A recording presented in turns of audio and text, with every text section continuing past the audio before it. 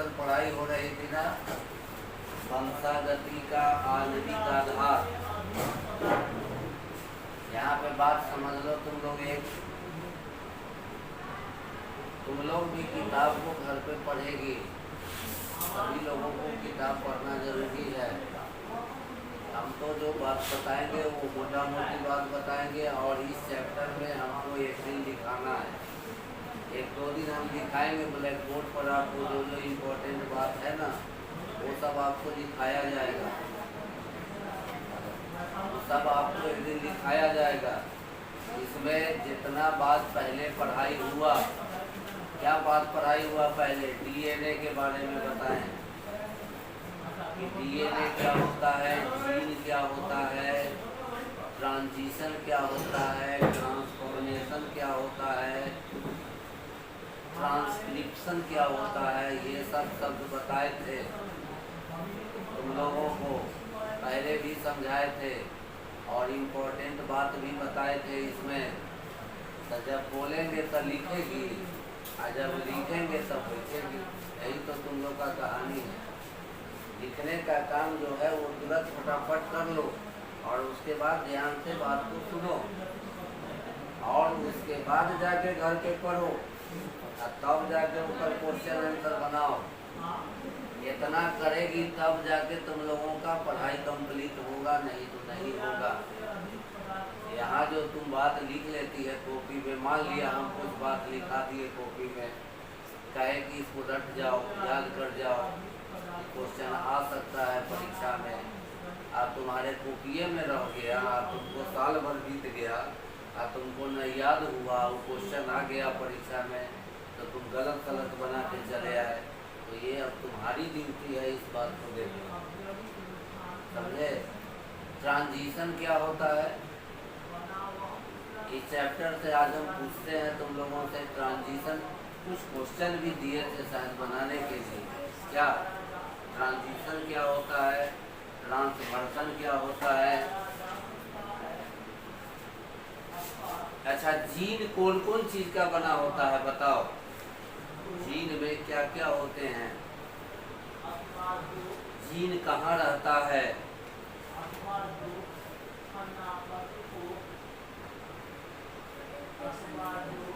नहीं बना।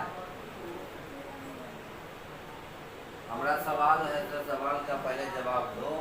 हमारा पहला क्वेश्चन है जीन क्या है, इसी में जीन कहाँ स्थित होते हैं, और जीन किन किन चीजों का बना होता है। तीन क्वेश्चन पूछ रहे हैं, तीनों में से किसी का जवाब दो। जीन क्या है बताओ, जीन क्या होता है, कैसे पढ़ाया जाए तुम लोगों को, कैसे हम बतावें, हमारी समझ में नहीं आता है, तुम लोग क्या पढ़ेंगे ना। तुम लोग एक लाइन बोल सकती है, एक लाइन बोल भी नहीं, एक लाइन का तो हम क्वेश्चन पूछे जीन क्या है। और जब जीन तुम नहीं जानेगी तो आणविक आधार कैसे समझेगी।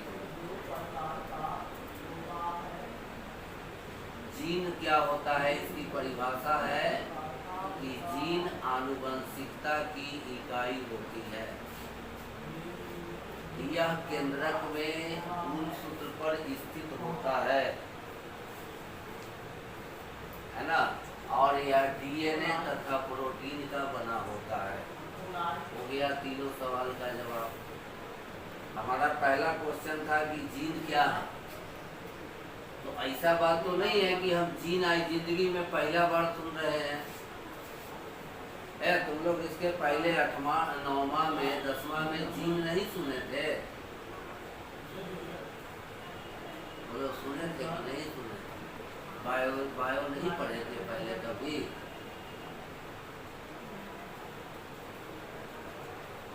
अगर नहीं पढ़े थे तो उसका कोई जवाब नहीं दे सकते हैं। यहाँ पर आपको क ख ग नहीं ना सिखाया जाएगा, ABCD लिखना नहीं ना सिखाया जाएगा। 12वीं क्लास के बच्चे को बहुत कुछ जानकारी पहले से रहती है, उसके बाद आगे का बात उसको समझाया जाता है। तो तुम लोगों को तो कुछ भी समझ में ही नहीं आ रहा है। छोटा छोटा सवाल अभी 10वां में पूछेंगे तो बता देगा। 9वां का लड़का भी बता देता है कि जीन क्या है। जीन आनुवंशिकता की इकाई है। इसका मतलब क्या हुआ? इस शब्द जो लाइन हम बोले कि जीन आनुवंशिकता की इकाई है, इसका क्या मतलब हुआ? आनुवंशिकता किसको कहते हैं? आनुवंशिकता कहते हैं माता पिता के लक्षण जो बच्चों में जाता है, वो कैसे जाता है, इसी की पढ़ाई को बोला जाता है आनुवंशिकता। दुनिया में सभी जीव जंतु अपने माँ बाप से मिलते जुलते हैं। ऐसा इसलिए होता है कि बच्चों में माता और पिता के जीन जाते हैं, इसीलिए बच्चे माँ बाप से मिलते जुलते हैं। इसीलिए कहा जाता है जीन को आनुवंशिकता की इकाई कहा जाता है, क्योंकि जीन के द्वारा ही ये चीज़ जाते हैं। बच्चों में माँ के जीन भी जाते हैं और बच्चों में पिता के जीन भी जाते हैं। इसलिए बच्चा अपने माँ बाप से मिलता जुलता है। यही हुआ जीन की परिभाषा कि जीन को आनुवंशिकता की इकाई कहा जाता है। अब दूसरा सवाल, जीन कहाँ होते हैं? तो जीन जंतु की कोशिकाओं में होते हैं, कोशिकाओं के केंद्रक में होते हैं। वो जीन जो होता है कोशिकाओं के केंद्रक में कुछ धागे जैसी चीजें दिखाई देती है, जिसको हम लोग कहते हैं गुणसूत्र। उसी गुणसूत्र पर जीन रहता है, दाना दाना दाना जैसा दिखाई देता है। मनुष्य की सभी कोशिकाओं में या जानवरों की सभी कोशिकाओं में जीन होता है, लेकिन कौन सा जीन माँ बाप से बच्चों में जाता है, ये एक बात है। सब जीन नहीं जाता है। शरीर की कोशिकाओं में पाया जाने वाला जीन बच्चों में नहीं जाते हैं। प्रजनन कोशिकाओं में जो जीन रहता है वही बच्चों में आता है। प्रजनन कोशिका हम लोग कहते हैं शुक्राणु और अंडाणु को। पुरुष में शुक्राणु रहता है और स्त्रियों में अंडाणु रहता है। जब निषेचन होता है पुरुष का शुक्राणु अंडाणु में मिलता है, उसी समय शुक्राणु का जीन और अंडाणु का जीन दोनों बच्चे में आते हैं। इसीलिए कहा जाता है जीन को आनुवंशिकता की इकाई बोलते हैं। समझे? और ये दो चीज का बना होता है, मतलब जीन दो चीज का बना होता है। एक का नाम है डीएनए और दूसरे का नाम है प्रोटीन।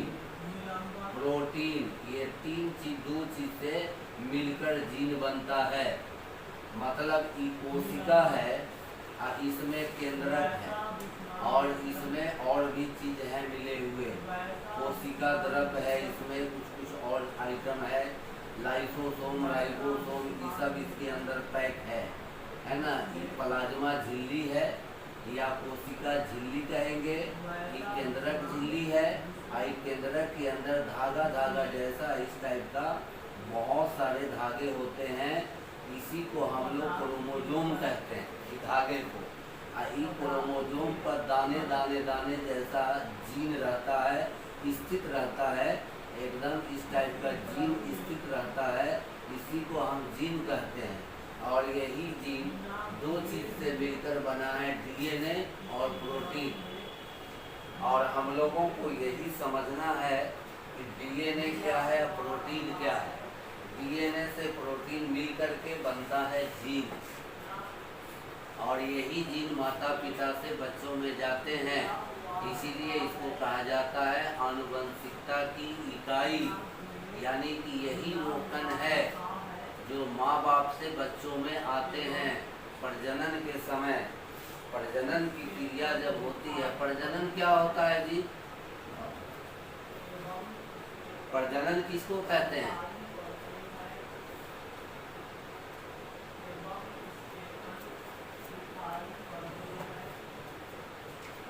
बोलो, प्रजनन क्या है?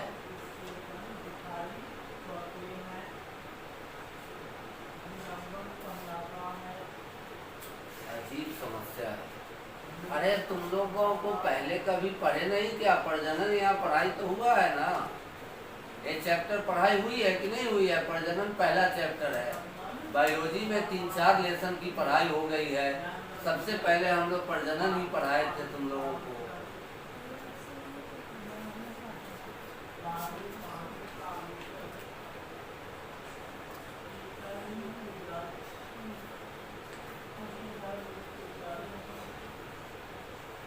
तो वहाँ तो अब हम नहीं जाएंगे बताने के लिए तुम लोगों को प्रजनन। प्रजनन क्या है? दुनिया में सभी जीव जंतु अपने जैसा संतान पैदा करते हैं। इसी क्रिया को हम लोग प्रजनन कहते हैं। प्रजनन नहीं करेगा जीव जंतु तो बाल बच्चे नहीं पैदा होंगे उसके, तो यही प्रजनन कहलाता है। और प्रजनन के समय ही जीन का मिलन होता है। प्रजनन के समय ही माता और पिता के जीन गीत जगाते हैं। जब निषेचन होता है, जब अंडाणु में शुक्राणु मिलता है, अंडाणु की कोशिका में अंडाणु है ये और ये शुक्राणु है, ऐसा ये है पुरुष का प्रजनन युग्मक और ये है स्त्री का प्रजनन युग्मक। इसके अंदर भी केंद्रक है और इसके अंदर भी केंद्रक है, लेकिन जब ये इसके अंदर प्रवेश कर जाएगा,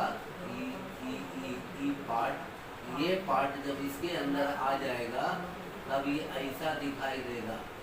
तब इसको हम लोग कहेंगे युग्मनज, जाइगोट कहते हैं। और इसका केंद्रक और इसका केंद्रक मिलने की क्रिया को निषेचन कहते हैं। प्रजनन में क्या होता है? दुनिया में देख लो नजर से, जीव को अपने नजर से तुम देख रहे हो कि जीव जंतु प्रजनन करते हैं, है ना, और अपने जैसा बच्चा पैदा करते हैं। इसको प्रजनन कहते हैं। प्रजनन की क्रिया में क्या होती है? प्रजनन की क्रिया में स्त्री यानी फीमेल के अंदर मेल यानी पुरुष अपना शुक्राणु डालता है, उसके शरीर में प्रवेश कराता है। ये शुक्राणु, यही शुक्राणु उसके शरीर के अंदर जो अंडाणु रहता है उसके पास पहुंचता है और उसी के अंदर एगो प्रवेश करता है, एगो शुक्राणु। पुरुष के शुक्राणु लाखों करोड़ों निकलते हैं प्रजनन के समय, लेकिन सारे के सारे शुक्राणु नहीं जाते हैं स्त्री के अंदर। निषेचन एक ही करता है कोई, सब शुक्राणु निषेचन नहीं करते हैं। निकलते हैं लाखों करोड़ों, लेकिन कोई एक शुक्राणु स्त्री के अंदर प्रवेश करके और निषेचन कर देता है, तो इसका पुरुष का जीन और स्त्री का जीन मिल जाता है और यहीं से बच्चा बनना पेट में शुरू हो जाता है। यही युग्मनज बाद में बच्चा का रूप ले लेता है, पेट में उसका विकास होता है, उसका डेवलपमेंट होता है और तब जाके धीरे धीरे शिशु बनते हैं। इसके बनने में 7-8 महीने 6-7 महीने लग जाते हैं। फिर उसके अंग बनते हैं, पहले कोशिका विभाजन होता है, फिर उत्तक बनता है उनके शरीर में, फिर उसके बाद अंग बनते हैं, फिर उसके बाद उसका पूरा बॉडी बनता है। तब इस सब में 8-9 महीना लग जाता है। 9 महीने के बाद ही बच्चा पैदा लेता है। तो 9 महीने के कार्यकाल में यही सब काम होता है। इसी को हम लोग प्रजनन कहते हैं। तो हम लोगों को पढ़ना है डीएनए के बारे में और प्रोटीन के बारे में। अब इसके बारे में सुनो। अब यही पोर्शन हम आज पढ़ाने वाले थे, जैव विकास। और इसमें का जितना इम्पोर्टेंट बात था उसको हम किसी अगले हफ्ते लिखाएंगे आकर के। ई चैप्टर का सारा परिभाषा अगले हफ्ते लिखाएंगे और ये लेसन हमको आज शुरू करना था, जैव विकास। उसमें अब खाली लिखाना है, 2 पन्ना लिखा देंगे और उतना ही से क्वेश्चन आ जाएगा, उतना ही को याद कर लेना। ये प्रोटीन डीएनए कैसे होता है? डीएनए जीन का टुकड़ा ही माना जाता है। क्रोमोसोम का टुकड़ा भी जीन कह सकते हैं, डीएनए का टुकड़ा को भी जीन कह सकते हैं। ये डीएनए कोशिका के केंद्रक में रहता है पहले से और प्रोटीन बनाता है। कौन सा कोशिकांग में प्रोटीन बनता है बताओ? अगर ये सवाल आ जाए परीक्षा में 1 नंबर का कि कोशिका में प्रोटीन संश्लेषण किस कोशिकांग द्वारा होता है,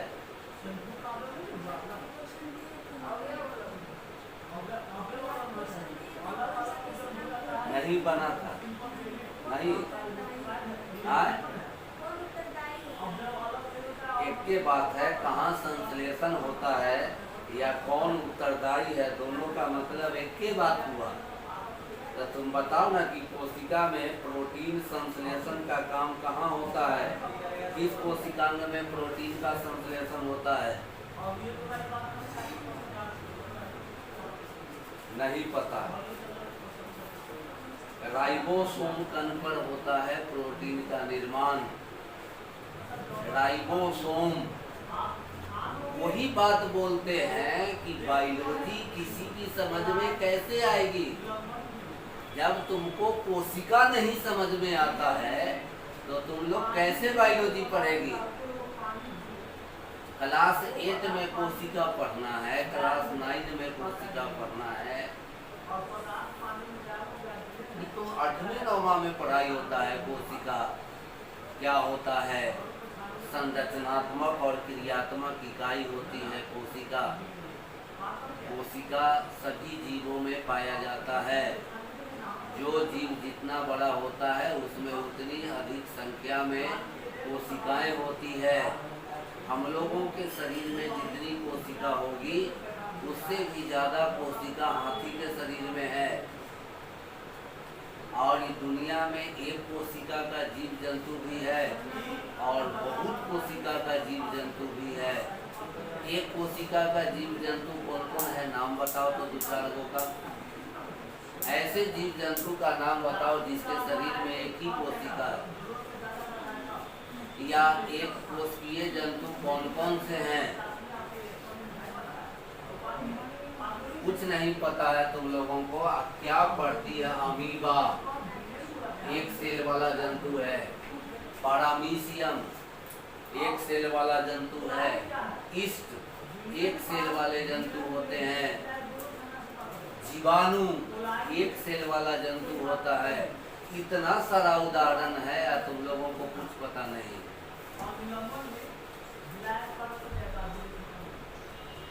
इतना उदाहरण अभी हम बताए कि एक सेल वाले जंतु भी है और बहुत सेल वाले जंतु में तो हम लोग आ जाते हैं। जितना बड़ा बड़ा जानवर है, कीड़ा मकोड़ा जिसको हम लोग आँख से देखते हैं, वो सब जंतु बहुत कोशिकीय हैं। उनके शरीर में बहुत सारी कोशिकाएं होती है और एक कोशिका वाला जंतु तो आँख से दिखाई भी नहीं देता है, उसको तो हम माइक्रोस्कोप पे लगा के देख सकते हैं। पानी में अमीबा रहता है, पानी में पैरामीशियम रहता है, हवा में, मिट्टी में, जल में जीवाणु रहते हैं, ईस्ट भी होता है, एक फंगस है, वो भी एक सेल वाला जंतु होता है। तो ये सब बात भी छोटी छोटी बात को हम आपको बताएंगे, इसके पहले आपको सुन के रखना चाहिए ये सब बात।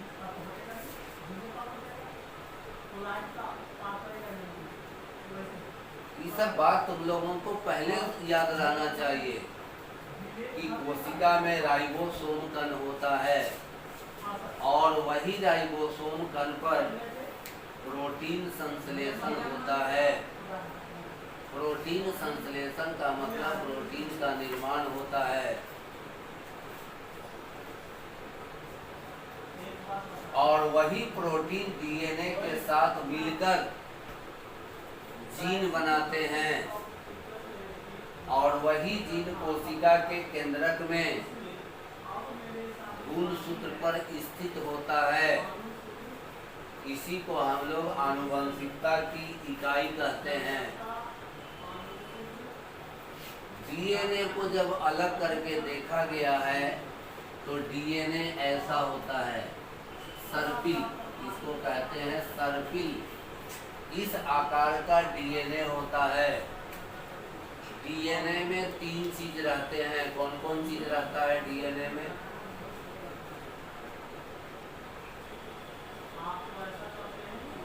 हाँ, डीएनए में क्या क्या रहता है बोलो?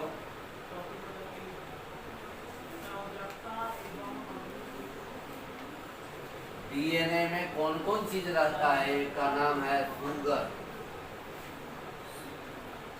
दूसरे का नाम है फॉस्फेट और तीसरे का नाम है नाइट्रोजन बेस। बोलो तो ये सब बात पहले पढ़ाए थे कि नहीं पढ़ाए थे? ये सब बात तो हम पहले ही बताए हुए हैं तुम लोगों को। अब तुम लोग रोज नया लड़की आएगी, उसके लिए हम पीछे तो नहीं जाएंगे।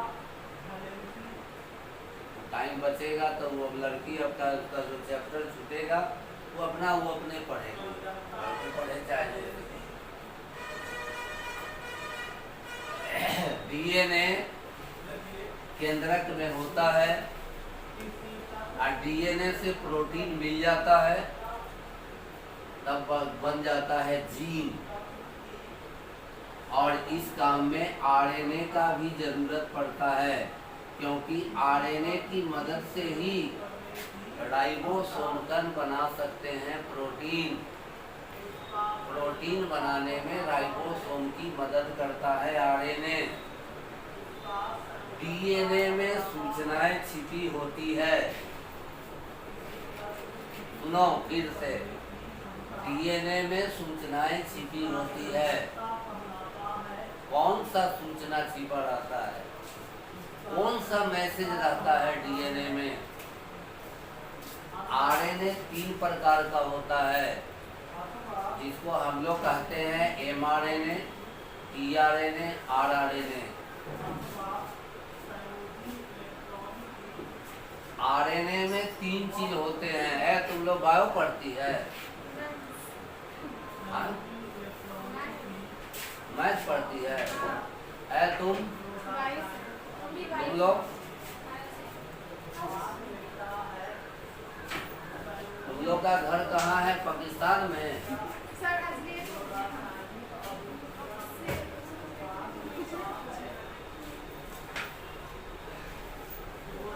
ऑनलाइन पढ़ो चाहे ऑफलाइन पढ़ो, दोनों व्यवस्था चालू हो गया है। मन करे तो घर हूँ अपन मोबाइल खोल के पढ़ लेना। जिसको नहीं पढ़ने का मन है घर पे, तो वो यहाँ आ जाना। 6 बजे से क्लास है, 4 दिन क्लास चलेगा बायो का, सोम मंगल बुध बृहस्पति। आ गया बात समझ में इतना? तो बायो की पढ़ाई रियल में ना कोशिका से शुरू होती है। बायो को समझने से पहले हम लोगों को सेल के बारे में समझना होगा। और सेल की पढ़ाई यानी कोशिका की पढ़ाई होती है 8th क्लास में, 9th क्लास में हो जाती है पढ़ाई। तुम लोगों ने 9th या 8th क्लास में पढ़ा होगा कोशिका के बारे में। उसके ही अंदर की चीज है डीएनए, उसके ही अंदर की चीज है जीन, उसी के अंदर की चीज है क्रोमोसोम। और हम लोग को खाली डीएनए के बारे में ज्यादा पढ़ना है। डीएनए और आरएनए, कोशिका में 2 प्रकार के केंद्रक अम्ल होते हैं। न्यूक्लिक एसिड होते हैं केंद्रक अम्ल का अंग्रेजी नाम है न्यूक्लिक एसिड। ये दो प्रकार का होता है केंद्रक अम्ल। एक को कहते हैं डीएनए और दूसरे को कहते हैं आरएनए। डीएनए केंद्रक में रहता है, आरएनए कोशिका द्रव्य में रहता है। लेकिन आरएनए की कुछ मात्रा केंद्रक के अंदर केंद्रिका होती है, उसमें रहते हैं आरएनए। मतलब देखो, एक साफ फिगर देखो यहाँ पर, तब जाकर के तुम लोगों की समझ में आएगी। अब हम अभी तुम लोगों को अगर बताएंगे कोशिका, यही तो हो गया फिर 8वां 9वां का पढ़ाई। कोशिका के अंदर की ही बात सबको पढ़ना है, या कोशिका नहीं जानेगा वो आदमी क्या समझेगा, क्या बनाए, क्या बुझेगा, क्या पढ़ेगा। पढ़ेगी भी तो किताब से समझ में भी नहीं आएगा कि ये ऐसा ऐसा शब्द आता है जिसके बारे में तुमको अगर जानकारी पहले से नहीं है तो वो तुम्हारी समझ में नहीं आती है। ये है कोशिका, ये है जंतु की कोशिका। इस कोशिका के अंदर एक केंद्रक है, इस कोशिका के अंदर एक और केंद्रिका है। ऐसा ये है कोशिका झिल्ली, ये है केंद्रक झिल्ली और ये है केंद्रिका। और इसके अंदर में है बहुत कुछ। ये है कोशिका द्रव्य। ये क्या है? ये कोशिका द्रव्य है, ये कोशिका द्रव्य है। यह में होगा माइटोकॉन्ड्रिया, गोल्जी काय, लाइसोसोम, राइबोसोम, बहुत कुछ है इस कोशिका के अंदर।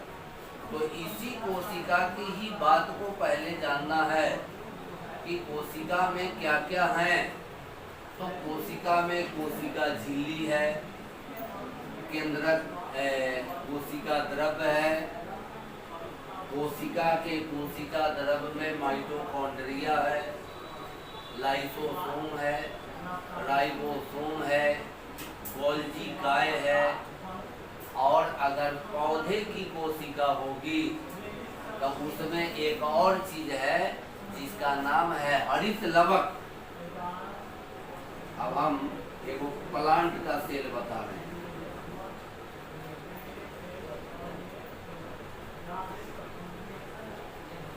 ये हुआ पादप की कोशिका। अब पादप की कोशिका में क्या क्या है तो सुनो।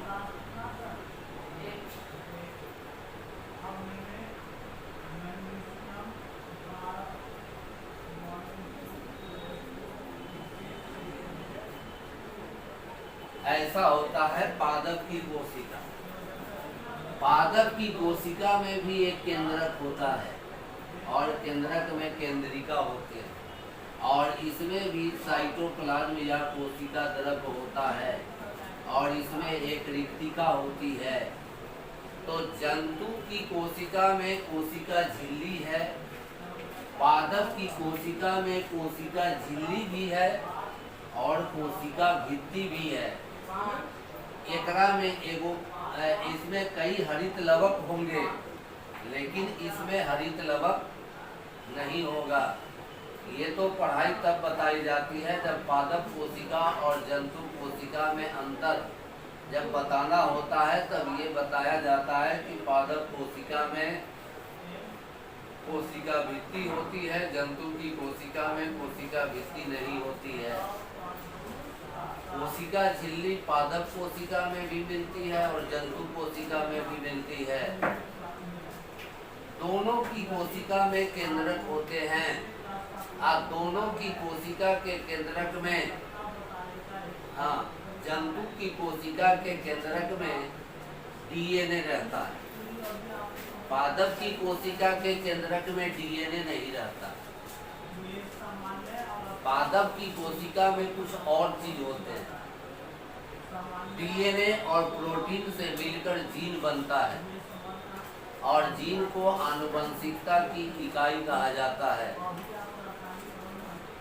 क्योंकि माता पिता के गुण बच्चों में जीन के द्वारा ही जाते हैं। माता और पिता के जो गुण होते हैं, कैरेक्टर होता है, वह जीन के द्वारा संतान में जाते हैं। इसीलिए कहा जाता है जीन को आनुवंशिकता की इकाई बोलते हैं। आनुवंशिकता का मतलब ही हुआ माता पिता के कैरेक्टर का बच्चों में प्रजनन के द्वारा जाना। इसीलिए इसको कहा जाता है आनुवंशिकता की इकाई। अब जीन में दो चीज होते हैं, एक का नाम है डीएनए और दूसरे का नाम है प्रोटीन। कोशिका में जिस तरह के प्रोटीन की जरूरत होती है जीन को बनाने के लिए, उस तरह का प्रोटीन राइबोसोम कण बनाता है। प्रोटीन हम लोग भोजन के द्वारा भी लेते हैं। अंडा, मांस, मछली, दाल, सोयाबीन, इस सब में प्रोटीन होता है। इस प्रोटीन से हमारे शरीर का विकास होता है। इस प्रोटीन से हमारे शरीर में जीन का निर्माण नहीं होता है। जीन को निर्माण करने वाला जो प्रोटीन होता है वो प्रोटीन कोशिका के राइबोसोम कण में बनते हैं आरएनए की मदद से। यानी केंद्रक अम्ल दो प्रकार के होते हैं, एक को डीएनए कहा जाता है और दूसरे को आरएनए कहा जाता है। पादप की कोशिका में केवल आरएनए होते हैं। जंतु की कोशिका में डीएनए और आरएनए दोनों होता है। डीएनए में आनुवांशिक सूचनाएं छिपी रहती है। इसका ये मतलब हुआ, इस लाइन का ये अर्थ होता है कि डीएनए को किस तरह के प्रोटीन की जरूरत है, इसका कोडिंग लिखा होता है, उसमें कोड बने होते हैं। उसी कोड को वो एमआरएनए में देता है। यानी कि डीएनए से एमआरएनए का निर्माण होना, उसको हम लोग कहते हैं अंग्रेजी में ट्रांसक्रिप्शन। अंग्रेजी नाम में ही लिखा है किताब में, इसका हिंदी पता नहीं क्या होता है। हिंदी अगर मिले किताब से समझो ट्रांसक्रिप्शन। यानी कि डीएनए से आरएनए का निर्माण होता है। आरएनए भी 3 तरह का होता है। आरएनए 3 तरह के होते हैं। उसका नाम है, किताब में भी लिखा हुआ है, मिलेगा। एक का नाम है एमआरएनए, एमआरएनए। दूसरे का नाम है टीआरएनए, टीआरएनए। और तीसरे का नाम है आरआरएनए। ये क्या है? ये आरएनए 3 तरह के हैं। एमआरएनए का मतलब होता है मैसेंजर आरएनए। मैसेंजर का मतलब होता है संदेश वाहक। वो संदेश देने वाले, सूचनाओं को भेजने वाले। डीएनए एमआरएनए को बना देता है। इसमें ये सूचना छिपी रहती है कि किस तरह का प्रोटीन की जरूरत है। ये एमआरएनए आरआरएनए से जाके लग जाता है।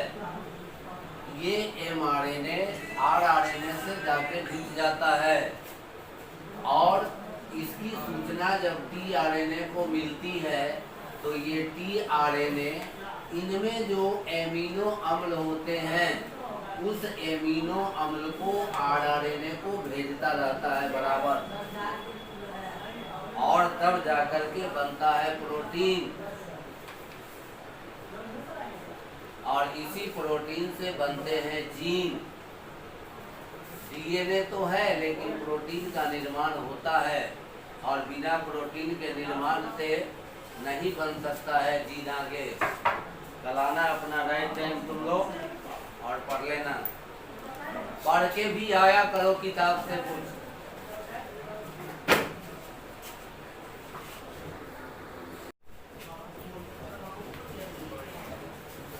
हाँ सर, चौथा चैप्टर फिजिकल केमिस्ट्री का है ना आप लोग का? फिजिकल केमिस्ट्री का चौथा चैप्टर लिखिए, शुरू कीजिए।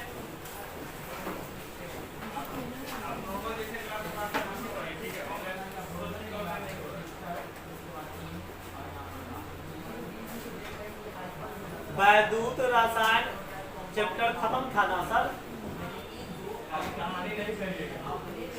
ऐसे भी बंद है sir.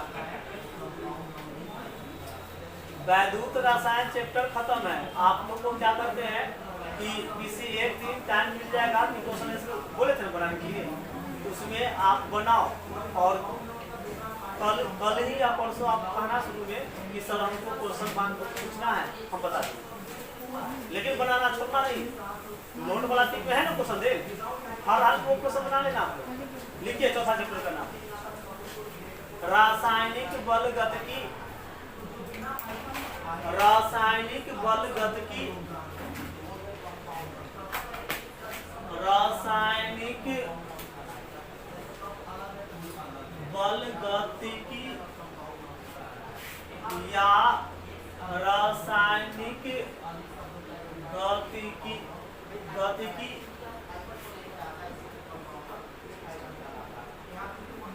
Chemical kinetics. Chemical kinetics. Chemical kinetics.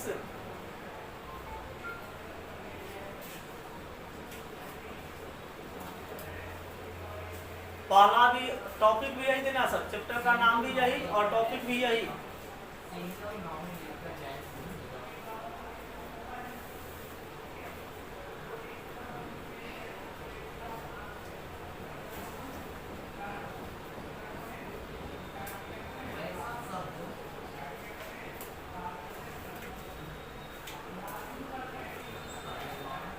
पहला टॉपिक भी यही दीजिए।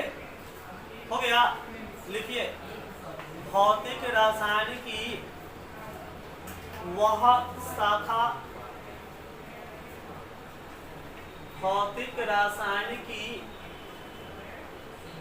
वह शाखा जिसमें रासायनिक अभिक्रिया की दर या वेग। रासायनिक अभिक्रिया की दर या वेग एवं रासायनिक अभिक्रिया की दर या वेग एवं उसकी क्रियाविधियों का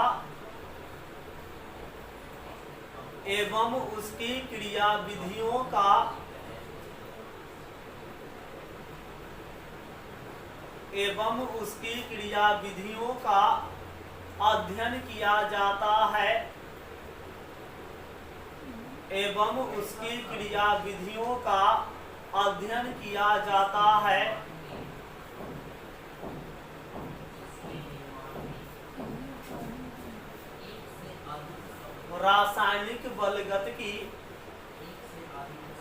रासायनिक बलगतिकी कहलाता है। रासायनिक बलगतिकी कहलाता है। दे दिए सरसों। अभी तक हम लोग रासायनिक अभिक्रिया क्या होता है पढ़ते थे। रासायनिक समीकरण क्या होता है ये पढ़ते थे। लेकिन कभी हम लोगों ने इस बात पर विचार नहीं किया कि किस रासायनिक अभिक्रिया का स्पीड कितनी होती है। मीनिंग अभी तक रासायनिक अभिक्रिया उसके प्रकार को पढ़ पाए। अब इस चैप्टर में रासायनिक अभिक्रिया की दर या वेग का अध्ययन करना है। मतलब ये कि कौन अभिक्रिया कितनी स्पीड से होगी, उस अभिक्रिया का वेग हम निकाल पाएंगे या नहीं। यही हम लोग का इस चैप्टर का फोकस है। मतलब ये कि रासायनिक अभिक्रिया का स्पीड, वेग। जैसे सर एक अनुमान बताते हैं आप लोग को। हम लोग यदि गाड़ी से दूरी तय करते हैं तो समय और किलोमीटर का हिसाब लगता है। 40 किलोमीटर प्रति घंटा 20 किलोमीटर प्रति घंटा। ऐसा हम लोग का सर गाड़ी का ऑडोमीटर मापता है। जब गाड़ी का स्पीड यदि सर मापा जाए 40 किलोमीटर प्रति घंटा, तो परिस्थिति क्या बनेगा सर? परिस्थिति ये बनेगा कि हम अनुमान दिखाते हैं क्या कि गाड़ी यदि इसी चाल से चलता रहा तो 1 घंटे बाद हम लोग कितने दूर होंगे? 40 किलोमीटर दूर। सर 40 किलोमीटर प्रति घंटा का मीनिंग यही ना हुआ कि यदि उसी स्पीड से गाड़ी चलता रहा तो 1 घंटे के बाद हम लोग कहाँ होंगे? 40 किलोमीटर दूर। जहाँ से शुरू हुए हैं वहाँ से 40 किलोमीटर दूर। तो उसको हम लोग भौतिक में गति बोलते हो ना। जस्ट यहाँ केमिस्ट्री में गति या वेग का क्या मतलब सर? केमिस्ट्री में गति वेग का क्या मतलब? दौड़ या वेग का क्या मतलब? ऐसे हम गेहूं पीसने के लिए मशीन में देते हैं, क्या मशीन में डालते ही आटा निकल जाता है? कुछ टाइम लगता होगा ना। जितनी हम देते होंगे 10 किलो तो कम टाइम, 20 किलो है तो ज़्यादा टाइम, 50 किलो है तो उससे भी ज़्यादा टाइम। यदि सर ये हम समझ लें कि 20 किलो गेहूं हम डाली में रखे पीसने के लिए और वो 10 किलो गेहूं 5 मिनट में पिसा गया, तो हम क्या बोलते हैं? 10 किलो गेहूं 5 मिनट में पिसा गया। अब किलोमीटर की जगह पर केजी आ गया। किलोमीटर की जगह पर कौन आ गया? केजी। 10 केजी पीसने में 5 मिनट, तो सर 1 केजी पीसने में कितना? 2 केजी पीसने में 1 मिनट लगेगा। हिसाब से ज़्यादा 10 किलो गेहूं को आटा में बदलने के लिए 5 मिनट का वक्त लगा। तो सर प्रति मिनट 2 केजी। यहाँ गेहूं से आटा में बदलने की दर, गेहूं से आटा में बदलने की दर क्या है? तो गेहूं से आटा में बदलने की दर 2 किलो प्रति मिनट। तो सर यहाँ किलोग्राम और वहाँ किलोमीटर, अंतर इतना ही ना हुआ। तो हम आटा पीसने की स्पीड क्या बोलते हैं? उस समय आटा पीसने की स्पीड चाल बोला जाए तो क्या होगा? 2 किलो प्रति मिनट। और सर गेहूं से आटा का बनना रासायनिक अभिक्रिया है, रासायनिक परिवर्तन है। क्यों? तो आपके पास ऐसी कोई तकनीक है जिससे आप आटे से पुनः गेहूं प्राप्त कर लो? नहीं ना है सर, कोई तकनीक हमारे पास नहीं है। मीनिंग क्या? तो मीनिंग ये कि यहाँ गेहूं से आटा बनना रासायनिक अभिक्रिया है। स्पीड क्या है? 2 किलोग्राम प्रति मिनट। मीनिंग सर ये कि हम बोले थे कि 10 केजी गेहूं को पीसने में कितना टाइम सर? 5 मिनट। तो सर 1 केजी के लिए कितना? 10/5 कितना सर? 2 केजी प्रति मिनट। यही नहीं जाएगा ना सर? कुछ और डाटा आएगा सर? नहीं ना। तो सर यहाँ 2 केजी प्रति मिनट यदि दूरी होता तो केजी के जगह पर क्या आता? किलोमीटर। केजी के जगह पर किलोमीटर। अर्थात हम रासायनिक अभिक्रिया की दर या वेग निकाल पाएंगे, संभव है निकालना। लाइन नंबर लिख सर। रासायनिक बलगतिकी को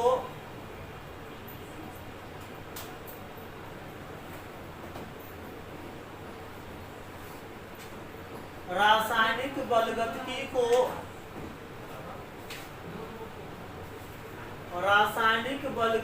को सही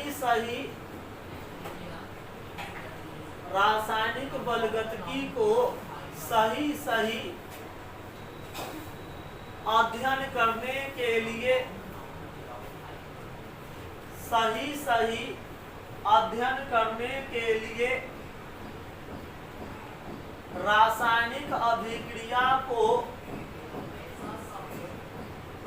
रासायनिक अभिक्रिया को रासायनिक अभिक्रिया को निम्नलिखित तीन प्रकार में रासायनिक अभिक्रिया को निम्नलिखित तीन प्रकार में बांटा गया है। रासायनिक अभिक्रिया को निम्नलिखित तीन प्रकार में बांटा गया है। देखिए, निम्नलिखित तीन प्रकार में बांटा गया है। पहला सर तीव्र वेग अभिक्रिया, दूसरा मंद वेग अभिक्रिया और तीसरा मृदुल वेग अभिक्रिया। लिखिए,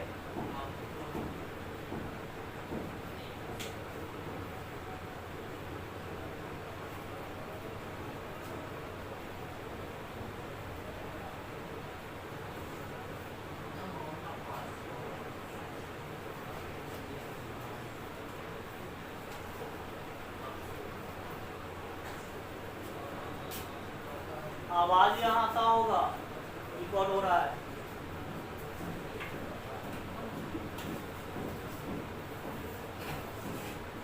नॉर्मल टेम्परेचर है, दोनों को ना बंद कर लीजिए।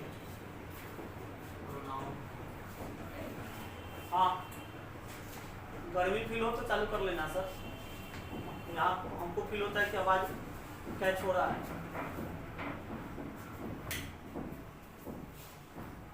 दे दिए सर।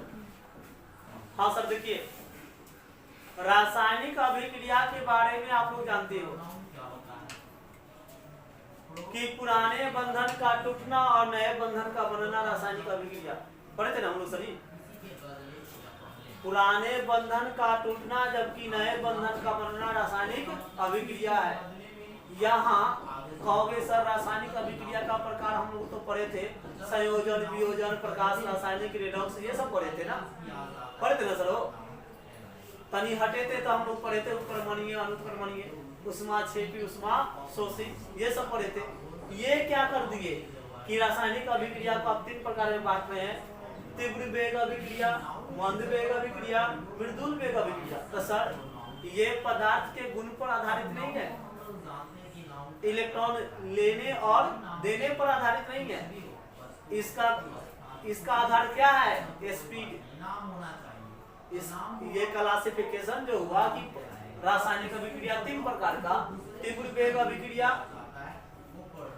मंद वेग अभिक्रिया और मृदुल वेग अभिक्रिया, ये जो तीन क्लासिफिकेशन आपका हुआ, ये तीन किस आधार पर है? स्पीड पर। इसका इलेक्ट्रॉन लेने देने, अपघटित होने या विद्युत से अपघटित होने, अवक्षेप देने अथवा अम्ल भस्म अभिक्रिया करके उदासीनीकरण हो जाने में, ऐसा कोई कंसेप्ट इसके पीछे नहीं है। इसके पीछे कंसेप्ट क्या है सर? स्पीड।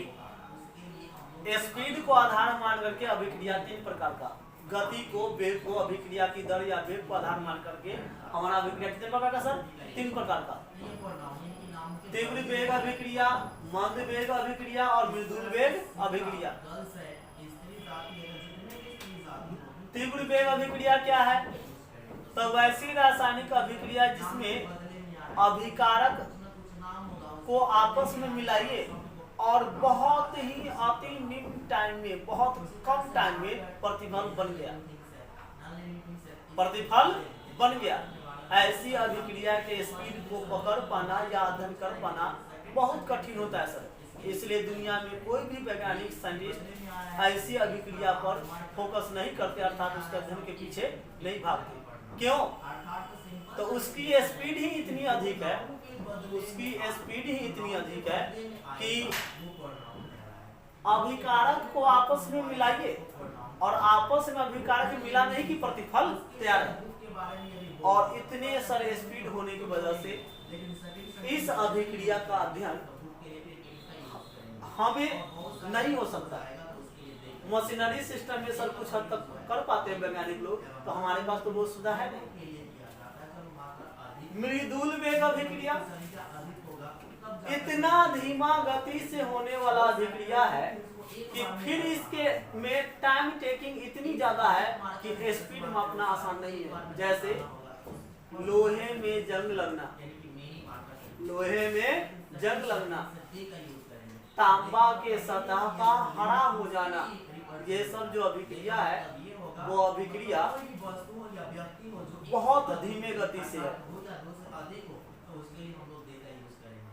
बहुत सारे को कहिए कि थोड़ा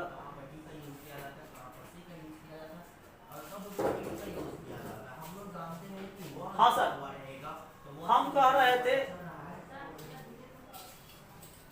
तीव्र वेग अभिक्रिया,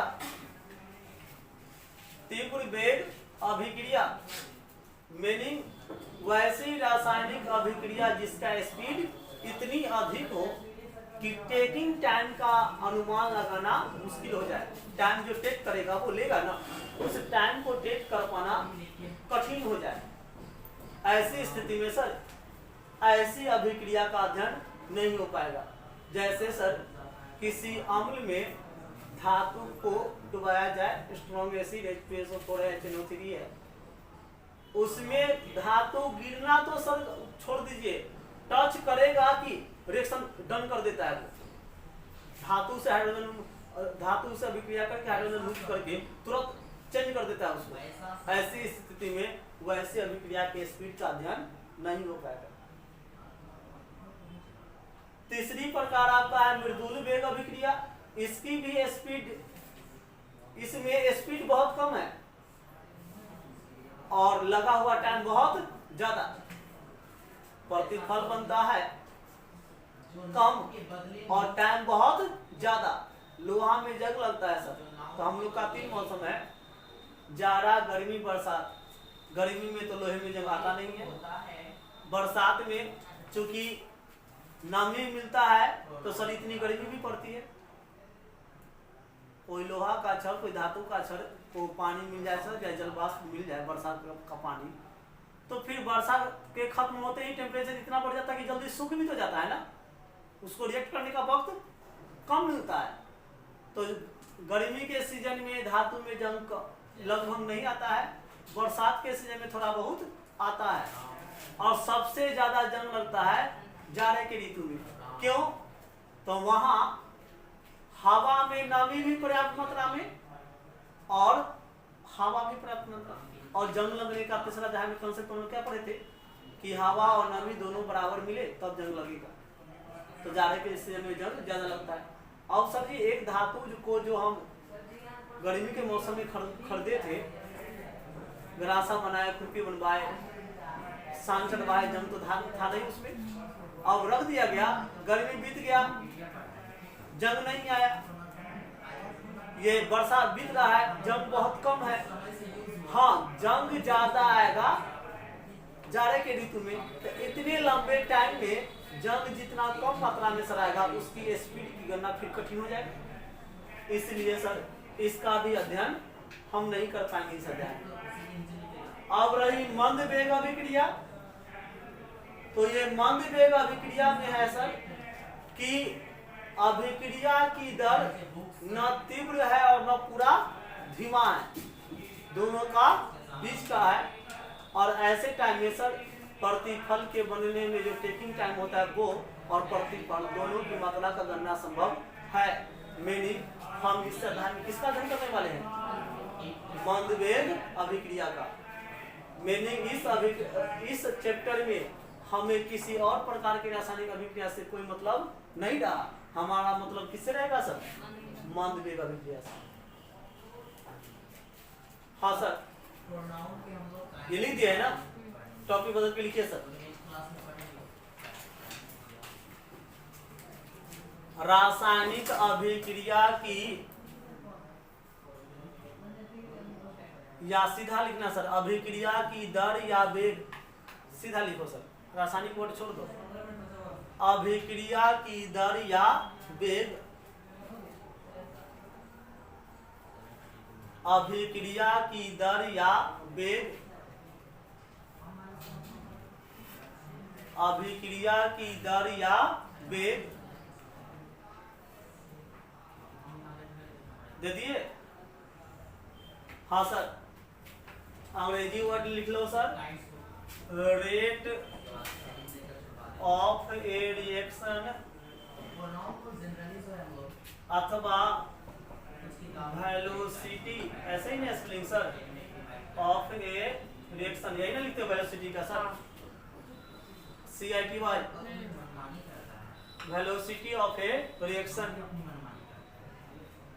मतलब कि जो 2-3 पार्ट को जोड़कर जो है, 2-3 पार्ट को जो अलग-अलग कर दिया वो एक्चुअली एक ही पार्ट का है और वो उसको अलग-अलग कर दिया, अलग-अलग कर दिया, हम उसको जोड़ देते हैं, उसका काम है अलग-अलग करना, मतलब हम जोड़ना, तो जोड़कर हम एक पार्ट बनाते हैं, टोटल हम लोग एक टाइप को बनाते हैं। हो गया, बताई जाती है पहले समझिए सर वेग या दर को। क्या करता है उसका बात वही आटा पीसने वाली मशीन पर ही चलते हैं, शायद समझ में ज्यादा अच्छा आ जाए।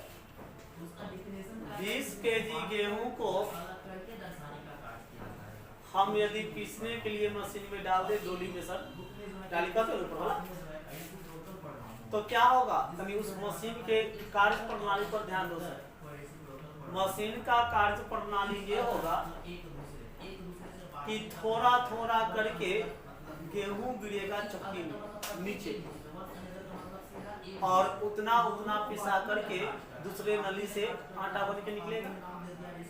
इस सब के साथ ऐसा नहीं ना होगा। मीनिंग क्या कि हम डोली में जो रखे डाली में गेहूं, यदि वो अभिकारक, और ऐसा हम कह क्यों रहे, तो जब आटा बन जाएगा तो आटा से क्यों ना मिलेगा, मतलब रासायनिक अभिक्रिया हो जाता है वहां भी। ऐसी स्थिति में सर हम गेहूं जो अभिकारक के रूप में डाले, धीरे धीरे वो प्रतिफल आटा में बदलेगा। स्थिति क्या बनेगा, ऊपर गेहूं की मात्रा घटेगा, ऊपर गेहूं की मात्रा द्रव्यमान क्या होगा सर, घटेगा, तो आपके बोरे में आटा की मात्रा बढ़ेगा, बढ़ेगा ना सर, ऐसा कि नो चेंज बढ़ेगा। जैसे जैसे वहां जो गेहूं रखे थे आप ऊपर बर्तन में, जैसे जैसे आटा पीसा करके आपके बोरे में जमा होगा, तब बोरा में आटा की मात्रा बढ़ेगा, तो ऊपर क्या रहेगा, गेहूं की मात्रा घटेगा। ऊपर गेहूं की मात्रा घटेगा, नीचे आटा की मात्रा बढ़ेगा। मीनिंग क्या, गेहूं यदि अभिकारक है, गेहूं यदि अभिकारक है, आटा प्रतिफल, तो जिस स्पीड से गेहूं की मात्रा घटेगा सर, जिस स्पीड से गेहूं की मात्रा घटेगा, उसी स्पीड से ना आटे की मात्रा बढ़ेगा। आकि गेहूं की मात्रा ज्यादा स्पीड से घटेगा और आटा की मात्रा हमको कम स्पीड से मिलेगा, दोनों बराबर मिलेगा ना। जितना स्पीड से गेहूं की मात्रा घटेगा, उतना ही स्पीड से हमें क्या मिलेगा, आटा की मात्रा बढ़ेगा, मतलब अभिकारक घटेगा और प्रतिफल बढ़ेगा। तो अभिकारक घटेगा तो नेगेटिव भाग कह सकते हैं सर, और प्रतिफल बढ़ेगा तो पॉजिटिव में हम कह सकते हैं। इसलिए अभिक्रिया की दर या वेग का डिफिनेशन कहता है कि रासायनिक अभिक्रिया के दौरान अभिकारक के सांद्रण के घटने की दर, किसी रासायनिक अभिक्रिया के दौरान अभिकारक के सांद्रण के घटने की दर, सांद्रण मतलब मात्रा या आयतन भी समझ सकते हैं सर जरूरत पड़ने पर। तो रासायनिक अभिक्रिया के दौरान अभिकारक के सांद्रण के घटने की दर अथवा प्रतिफल के सांद्रण के बढ़ने की दर हम यहाँ निकाले थे सर, निकाले थे ना कि 20 केजी है, 20 केजी है, तो सर स्थिति क्या है, 5 मिनट, 10 केजी तो 5 मिनट, 2 केजी प्रति मिनट, तो 2 kg प्रति मिनट निकला था, वो दर था ना सर। तो अभिकारक के सांद्रण के घटने की दर अथवा प्रतिफल के सांद्रण के बढ़ने की दर को अभिक्रिया की दर या वेग कहते हैं। लिख, किसी रासायनिक अभिक्रिया के दौरान, किसी रासायनिक अभिक्रिया के दौरान, किसी रासायनिक अभिक्रिया के दौरान, किसी रासायनिक अभिक्रिया के दौरान, किसी रासायनिक अभिक्रिया के दौरान अभिकारक के सांद्रण के, अभिकारक के सांद्रण के, अभिकारक के सांद्रण के घटने की दर, अभिकारक के सांद्रण के घटने की दर अथवा प्रतिफल के सांद्रण के, अथवा प्रतिफल के सांद्रण के, अथवा प्रतिफल के सांद्रण के बढ़ने की दर को, प्रतिफल के सांद्रण के बढ़ने की दर को, बढ़ने की दर को अभिक्रिया की दर या वेग कहते हैं। अभिक्रिया की दर या वेग कहते हैं। अभिक्रिया की दर या वेग कहते हैं।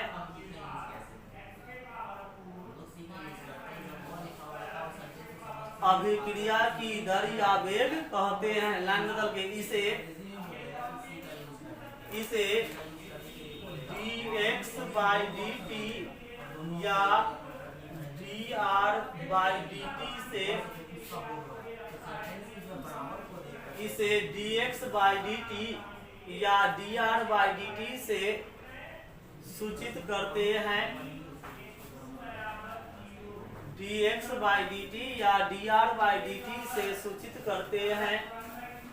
सर आर रेट, आर कौन सी सर? रेट। और सर डिफरेंशिएशन में हम लोगों को एक टर्म होता है कि डी के एंगल में जो अक्षर हम लेते हैं उसके अपेक्षा ऊपर का अनुपात भागता है ना सर। यहाँ टाइम के अनुपात में, टाइम के अनुपात में किसका? पदार्थ के सांद्रण का। सर ये रेट वही ना, किसके किसके अपेक्षा? टाइम के। तो सर ज्यादा करके तो हम लोग सर dx/dt लेते हैं, तक की ज्यादा करके लेते हैं। लेकिन यदि जहाँ सापेक्ष वर्ड चेंज हो जाता है तो dt के जगह पर हम लेटर चेंज कर देते हैं। जरूरत पड़ने पर चेंज होता है गणित में, हमको थोड़ा बहुत याद है कि चेंज कर दिया जाता है। हम यहाँ टाइम का अपेक्षा भाग रहे हैं। अभिक्रिया की दर तो प्रति 2 kg 1 मिनट भागा था ना सर। सॉरी प्रति 2 kg अभी 1 मिनट प्रति मिनट 2 kg भागा था ना। तो हम लोग का यहाँ टाइम फोकस क्या है? टाइम का अपेक्षा ना भाग रहे हैं। इसलिए अभिक्रिया की दर को dx/dt या dr/dt और सर dx/dt या dr/dt से सूचित कर लीजिए। तो सर अभिक्रिया की दर या वेग समानुपाती होता है। अभिक्रिया की दर या वेग समानुपाती होता है पदार्थ के सक्रिय द्रव्यमान पर। याद करो फर्स्ट ईयर टर्म सर साम्यावस्था चैप्टर में ऐसा वर्ड आया था, सक्रिय द्रव्यमान का नियम, लॉ ऑफ मास एक्शन। साम्यावस्था चैप्टर में हमने आपको पढ़ाया था फर्स्ट ईयर कि सक्रिय द्रव्यमान का नियम।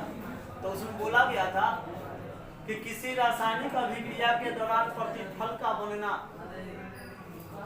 सक्रिय द्रव्यमान पर निर्भर करता है। अर्थात किसी अभिक्रिया का दर या वेग किस पर निर्भर करेगा? तो पदार्थ के सक्रिय द्रव्यमान के गुणनफल पर या सक्रिय द्रव्यमान पर। पदार्थ सिंगल है तो सक्रिय द्रव्यमान सीधा, और पदार्थ 2 या 2 से अधिक है तो सक्रिय द्रव्यमान का गुणनफल हो जाएगा सर। और इसीलिए वहां लिखा जाता है कि अभिक्रिया की दर या वेग समानुपाती होगा सक्रिय द्रव्यमान का। सक्रिय द्रव्यमान का मीनिंग द्रव्यमान का सेंस सांद्रण में हम ले सकते हैं। मीनिंग ये कि यदि सर हम A plus B C plus D कोई अभिक्रिया मान लो, A प्लस बी कोई पदार्थ है, अभिक्रिया करके C और D बनाता है, जिसमें A का सांद्रण A है, B का सांद्रण सर B है, C का सांद्रण C और D का सांद्रण D। तो सर हम इसके लिए वेग व्यंजक लिखेंगे तो क्या लिखोगे सर? लिखोगे ना कि वेग समीकरण, तो क्या लिखोगे सर? अभिक्रिया की दर या वेग समानुपाती होगा A के सांद्रण का और B के सांद्रण का। अभिकारक लोगे तब, प्रतिफल लोगे तो किसके साधन का? C इंटू डी के। और समानुपाती चिन्ह हटाते हो सर, तो कांस्टेंट लाते हो, ये आएगा। कल हम चाहेंगे कि आप हर कोई फर्स्ट ईयर साम्यावस्था चैप्टर पढ़ाए थे, यदि फर्स्ट ईयर के नोट कॉपी नहीं है सभी कोई बात नहीं है, फर्स्ट ईयर का किताब होगा ना केमिस्ट्री का, तो आप वहां से सक्रिय द्रव्यमान का नियम और वेग समीकरण वेग व्यंजक हम बताए थे कॉपी पर। कॉपी में नहीं है तो किताब से ही एक बार पढ़ के आइएगा। कल हम इसी रेशियो पर सर आगे जाएंगे।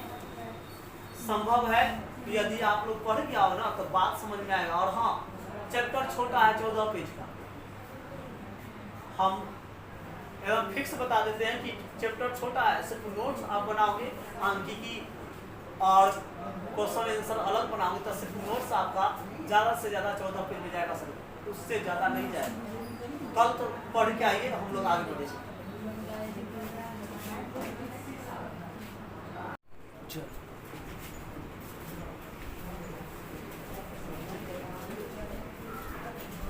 चलो देखो, इंटीग्रेशन में पढ़ाए थे ना, इसी का एक बार रिवीजन कर देते हैं।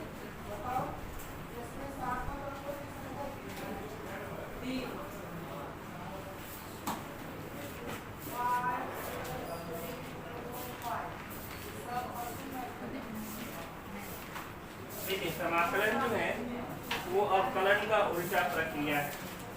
समाकलन जो है वो अवकलन का उल्टा प्रक्रिया है, यानी integration is inverse process of differentiation. करने का मतलब सर x² को डिफरेंशिएट करते थे, है ना, तो क्या मिलता था? 2x मिलता था। x² को डिफरेंशिएट करते थे तो 2x मिलता था। अगर हम इस 2x को क्या करें, इंटीग्रेट करें विद रिस्पेक्ट टू x, ये सिंबल है इस चीज का, इंटीग्रेशन का, समाकलन का, ठीक है। और किसके रिस्पेक्ट में? x के रिस्पेक्ट में। तो समझिएगा कि x² को डिफरेंशिएट किए तो क्या मिला? 2x मिला। तो अगर इस 2x को इंटीग्रेट किया जाए तो हमें वही मिलेगा जहां से 2x डिफरेंशिएट होकर आया था। 2x किससे डिफरेंशिएट होकर आया था? x² से। तो इस 2x को अगर हम इंटीग्रेट करेंगे तो हमें क्या मिलेगा? x² मिलेगा। और x² को डिफरेंशिएट करेंगे, 2x को इंटीग्रेट करेंगे, करने का मतलब समाकलन जो है वो अवकलन का क्या है? उल्टा प्रक्रिया है, ठीक है। जो समाकलन है वो अवकलन का क्या है? उल्टा प्रक्रिया है। बात आ रहा है समझ में? जैसे आप सभी जानते हो कि sin x को डिफरेंशिएट करते हैं, sin x को डिफरेंशिएट करते हैं तो क्या मिलता है? cos x मिलता है। sin x को डिफरेंशिएट करते हैं तो cos x मिलता है।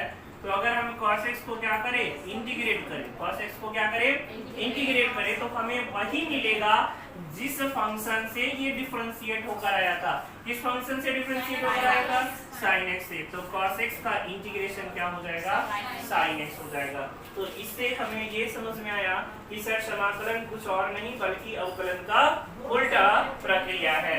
किसी चीज को डिफरेंशिएट करने पर अगर कोई फंक्शन आ रहा है तो इस फंक्शन को इंटीग्रेट करने पर वही फंक्शन आएगा जिसको हम क्या किए, डिफरेंशिएट किए हैं।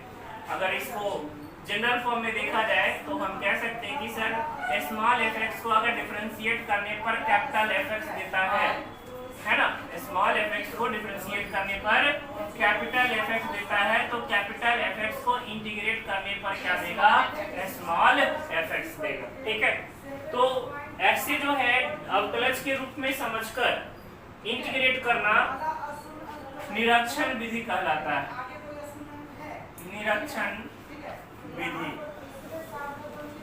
ठीक है, जिसमें हम लोग उसके अवकलज को दिमाग में रखते हुए उसको डिफरेंशिएट करते हैं। अच्छा, समाकलन जो है अवकलन का उल्टा प्रक्रिया है, इसलिए हम लोग इसको प्रति अवकलन भी कहते हैं। क्या कहते हैं, प्रति अवकलन। प्रति अवकलन, प्रति मतलब उल्टा, तो एंटी डेरिवेटिव कहते हैं। ठीक है, एंटी डेरिवेटिव अगर अवकलज कर दे तो एंटी डेरिवेटिव हो जाएगा, है ना।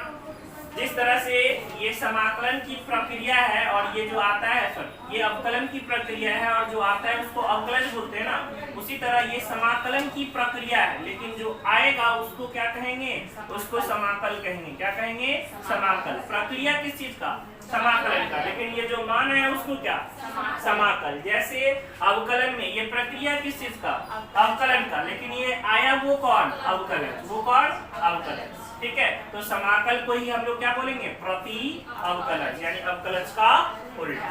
ठीक है, जैसे निरीक्षण विधि में होता क्या है, आपको जैसे इंटीग्रेट करने के लिए दे दिया कि इंटीग्रेट कर लो तुम ax प्लस बी का whole cube, ax plus B का होल क्यूब को इंटीग्रेट करना है, लेकिन निरीक्षण विधि से। किस विधि से, ये सिर्फ समझने के लिए निरीक्षण विधि है, बाकी आपको ये आगे दिखने वाला है नहीं। ठीक है, तो हम लोग थोड़ा सोचते हैं कि सर ये ax प्लस बी पे पावर 3 किसको डिफरेंशिएट करके आ सकता है, तो आपको याद होगा कि सर डिफरेंशिएशन में एक पावर बोलो कम जाता है, डिफरेंशिएशन में एक पावर, इसका मतलब कंफर्म है कि सर ये x प्लस बी पे पावर 4 को करने पर आया होगा। भले इसके साथ एक्स्ट्रा कुछ भी आ जाए वो अलग बात है, लेकिन ये जो पावर है ये इतना तभी देगा जब इस रूप का हो। आपको पता है इसको डिफरेंशिएट करने पर 4 into ax प्लस b पे पावर 3 और फिर x प्लस b को करेंगे तो a मिलेगा। इतना को इतना के रेस्पेक्ट में और फिर इतना को x के रेस्पेक्ट में करोगे तो a आएगा ना। एक्स्ट्रा कौन है, 4a को इधर भेज देंगे तो 1/4a, और ये हो गया differentiation of ax plus b पे power 4 with respect to x equal to ax plus b का होल। क्लियर है। अब आपको पता है कि डिफरेंशिएशन में अगर कांस्टेंट रहता है तो उसको बाहर ले लेते हैं, अगर बाहर है तो उसको अंदर कर सकते हैं। क्या कर सकते हैं, 1/4a into ax plus b पे पावर 4 बाई में dx equal to ax plus b का। इतना बात से क्या समझ में आया कि सर इतना को अगर हम डिफरेंशिएट करेंगे, इस चीज को अगर हम डिफरेंशिएट करेंगे इसके रिस्पेक्ट में, तो हमें क्या मिलेगा, ax प्लस b का होल क्यूब। और इतना को डिफरेंशिएट करेंगे तो हमें क्या मिलेगा, ax प्लस b का। तो बताओ ax प्लस b के होल क्यूब को, ax प्लस b के होल क्यूब को अगर इंटीग्रेट कर दे, अगर क्या करें इंटीग्रेट कर दे तो हमें क्या मिलेगा, 1/4a into ax plus b का पावर 4। बात आई समझ में कि इतना को डिफरेंशिएट करने पर हमें क्या मिलेगा, ax प्लस b का होल क्यूब। तो ax प्लस b के होल क्यूब को इंटीग्रेट करने पर ये मिल जाएगा। हमें क्वेश्चन यही दिया था किसका इंटीग्रेट करो, लेकिन किसके किस विधि से, निरीक्षण विधि। निरीक्षण विधि में हमें क्या सोचना पड़ेगा कि ये किसका अवकलज है, तो ये किसका अवकलज हो सकता है, पावर देख के पता कर लिए कि सर 3 है तो इसका 4 का होगा। 4 को किए तो पता चला 4a एक्स्ट्रा है, 4a को इधर भेज दिए, अंदर ले लिए 1/4a into ax plus b पे पावर 4 का अवकलज है ax प्लस b का होल क्यूब, यानी ax प्लस b के होल क्यूब को इंटीग्रेट करेंगे तो हमें क्या मिलेगा 1/4 ax प्लस b पे पावर 4। और इसी को हम लोग क्या कहते हैं निरीक्षण विधि, जिसमें हम अवकलज के द्वारा इंटीग्रेट करते हैं, अवकलज की सहायता से इंटीग्रेट करते हैं, ठीक है, जो कि हमें नहीं करना है, ये बस सिखाने के लिए है। इससे क्या सीखते हो, इस पूरे चीज से क्या सीख मिली कि जो समाकलन है वो अवकलन का उल्टा प्रक्रिया है, जो समाकलन है वो अवकलन का उल्टा प्रक्रिया है, बस यही चीज सीखने को मिलती है, ठीक है। बाकी हम लोग डायरेक्ट इंटीग्रेट करना सीखेंगे, ये आपको शुरू के 2-4 क्वेश्चन 5 क्वेश्चन मिलेंगे बुक में, उसके बाद इसका कोई काम आगे नहीं है।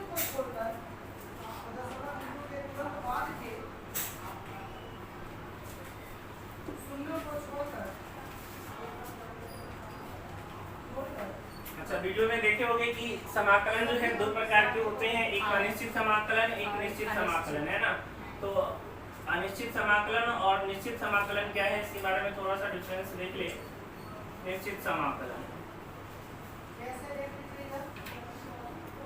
तो अनिश्चित समाकलन में जिस कोई भी फंक्शन को अगर हम लोग इंटीग्रेट करेंगे, जैसे x² को इंटीग्रेट करना है तो इसका कोई सीमा नहीं रहेगा, है ना। ये पूरे x के हर एक वैल्यू के लिए आपको इंटीग्रेट करना है, लेकिन इसी में हम लगा दिए कि x² को तो इंटीग्रेट करना है, लेकिन 1 से लेकर 3 तक, 1 से लेकर 3 तक, तो ये वाला जो इंटीग्रेशन है, ये वाला जो समाकलन है, ये क्या कहला जाएगा निश्चित कहला जाएगा। और इसमें कुछ ना कुछ मान आता है, 1 2 3 4 5 ऐसा कुछ मान आएगा, इसलिए इसका नाम क्या पड़ जाता है निश्चित समाकलन। अगर इसको हम हटा दे तो ये जो मान आएगा वो x में आएगा, है ना, और ऐसे केस में ये क्या है अनिश्चित। तो हम लोग जो शुरू में पढ़ेंगे वो किसके बारे में, अनिश्चित समाकलन के बारे में, जितना भी मेथड है सब अनिश्चित समाकलन के बारे में पढ़ेंगे, ठीक है। उसके बाद देखेंगे कि निश्चित समाकलन कैसे निकलता है। तो अभी हम लोग किसके बारे में पढ़ेंगे, अनिश्चित समाकलन। पहुंचाने का तरीका, सर ऊपर नीचे यहाँ कोई लिमिट नहीं लगा हुआ है, अनिश्चित है, लिमिट लगा दिया क्या हो गया निश्चित हो गया।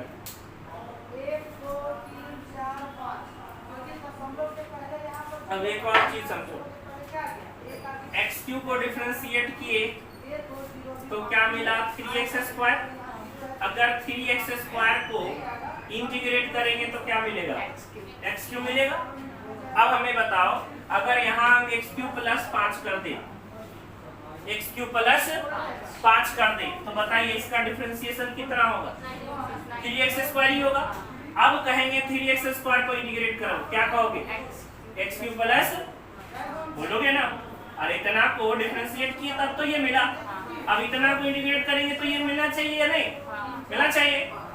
अब हटाओ, इसको कर देते हैं 20, x³ प्लस 20 डिफरेंशिएट करो, कितना मिलेगा 3x²। अब की बार 3x² को इंटीग्रेट करने पर क्या मिलना चाहिए x³ प्लस, बोलो यहाँ क्या दिख रहा है कि सर फंक्शन तो आप 3x² को इंटीग्रेट कर रहे हो, लेकिन अगर यहाँ पे कांस्टेंट 5 था तो यहाँ पे आप 5 दे रहे हो, यहाँ 20 था तो यहाँ 20 दे रहे हो। अगर यहाँ इस विधि से हमें ना देकर हमें इसके बारे में नहीं बताया और डायरेक्ट 3x² को कहा कि इंटीग्रेट करो, तो आपको पता होगा कि इसके अवकलज में जहाँ से ये आया है उसमें कांस्टेंट था कि नहीं, पता होगा। जैसे कि हम इतना डायरेक्ट दे दिए, तो यहाँ पर अगर आपको इतना देकर इतना देता है और तब पूछता है तो आप तो बता दोगे कि x³ प्लस 5 होगा।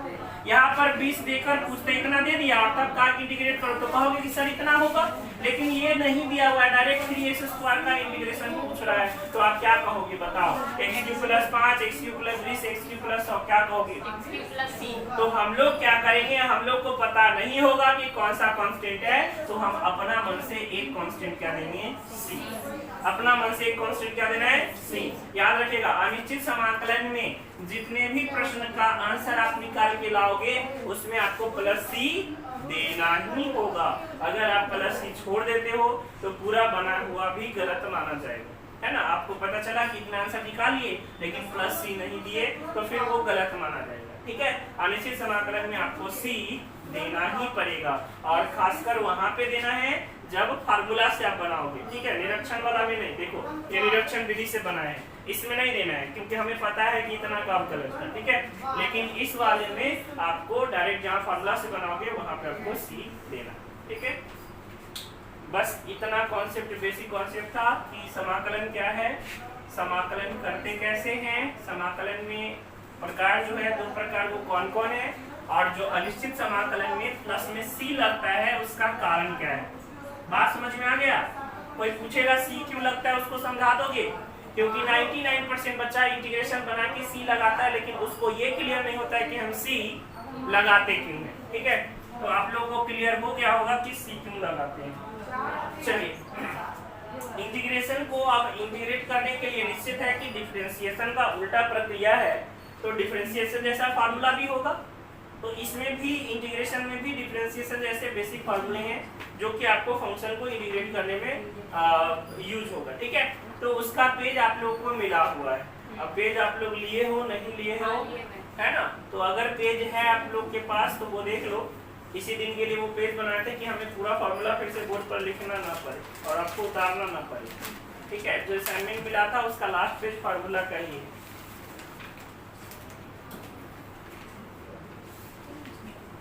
जो असाइनमेंट मिला था डिफरेंशिएशन का उसका आखिरी पेज फार्मूला का ही है।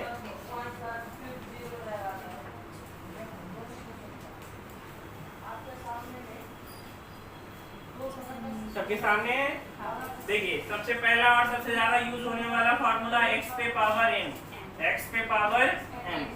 तो एक याद रखिएगा कि बड़ा जो है ना, अब दिक्कत होगा आपको इंटीग्रेशन में, कारण डिफरेंशिएशन में आप पढ़कर आए हो यही चीज, अब यही चीज इंटीग्रेशन में, लेकिन दोनों एक दूसरे का उल्टा है। आप बच्चों को डिफरेंशिएशन वाला याद होगा x पे पावर n का n इंटू x पे पावर n माइनस 1, लेकिन इंटीग्रेशन में x पे पावर n का इंटीग्रेशन हो जाता है x पे पावर n प्लस 1 बटा n प्लस, और जो भी इंटीग्रेट करेंगे तो उसमें तो c हमें लगाना ही है। कहने का मतलब एक पावर क्या हो गया, एक पावर बढ़ गया, और जितना पावर है उतना ही क्या कर रहे हैं, नीचे लगा देना। जितना पावर ऊपर आएगा उतना ही क्या कर रहे हैं, नीचे लगा देना। जैसे कोई कह दिया x पे पावर 5 को इंटीग्रेट करो, x पे पावर 5 को इंटीग्रेट करो, क्या कहोगे, एक पावर बढ़ेगा x पे पावर, और जितना पावर है उतना क्या करना है, नीचे लगा देना है प्लस में। बोलो क्लियर है? जैसे कह दिया x पे पावर 8 को करना है x के रिस्पेक्ट में, बताओ x पे पावर 9 बटा 9 प्लस c, बहुत अच्छा। x पे पावर माइनस 7 को करना है, एक जोड़ना होता है ना, तो माइनस 7 में एक जोड़ोगे माइनस 8 होगा, माइनस 6 होगा, क्या होगा, माइनस 6 बटा माइनस 6 प्लस c। तो इसको लिख सकते हो माइनस, ये माइनस को हटाना है तो 1 बटा कर सकते हो, यानी माइनस 1 बटा नीचे 6 है और ये x पे पावर 6 लिख सकते हैं ऐसा। तो x पे पावर n का इंटीग्रेशन ये याद रखना है, x पे पावर 1 बढ़ जाएगा, जो भी होगा उस पे 1 बढ़ जाएगा, और जितना भी पावर है उतना नीचे लगेगा, प्लस में c तो देना ही। ठीक है, तो पहला फार्मूला आपके पास ये है।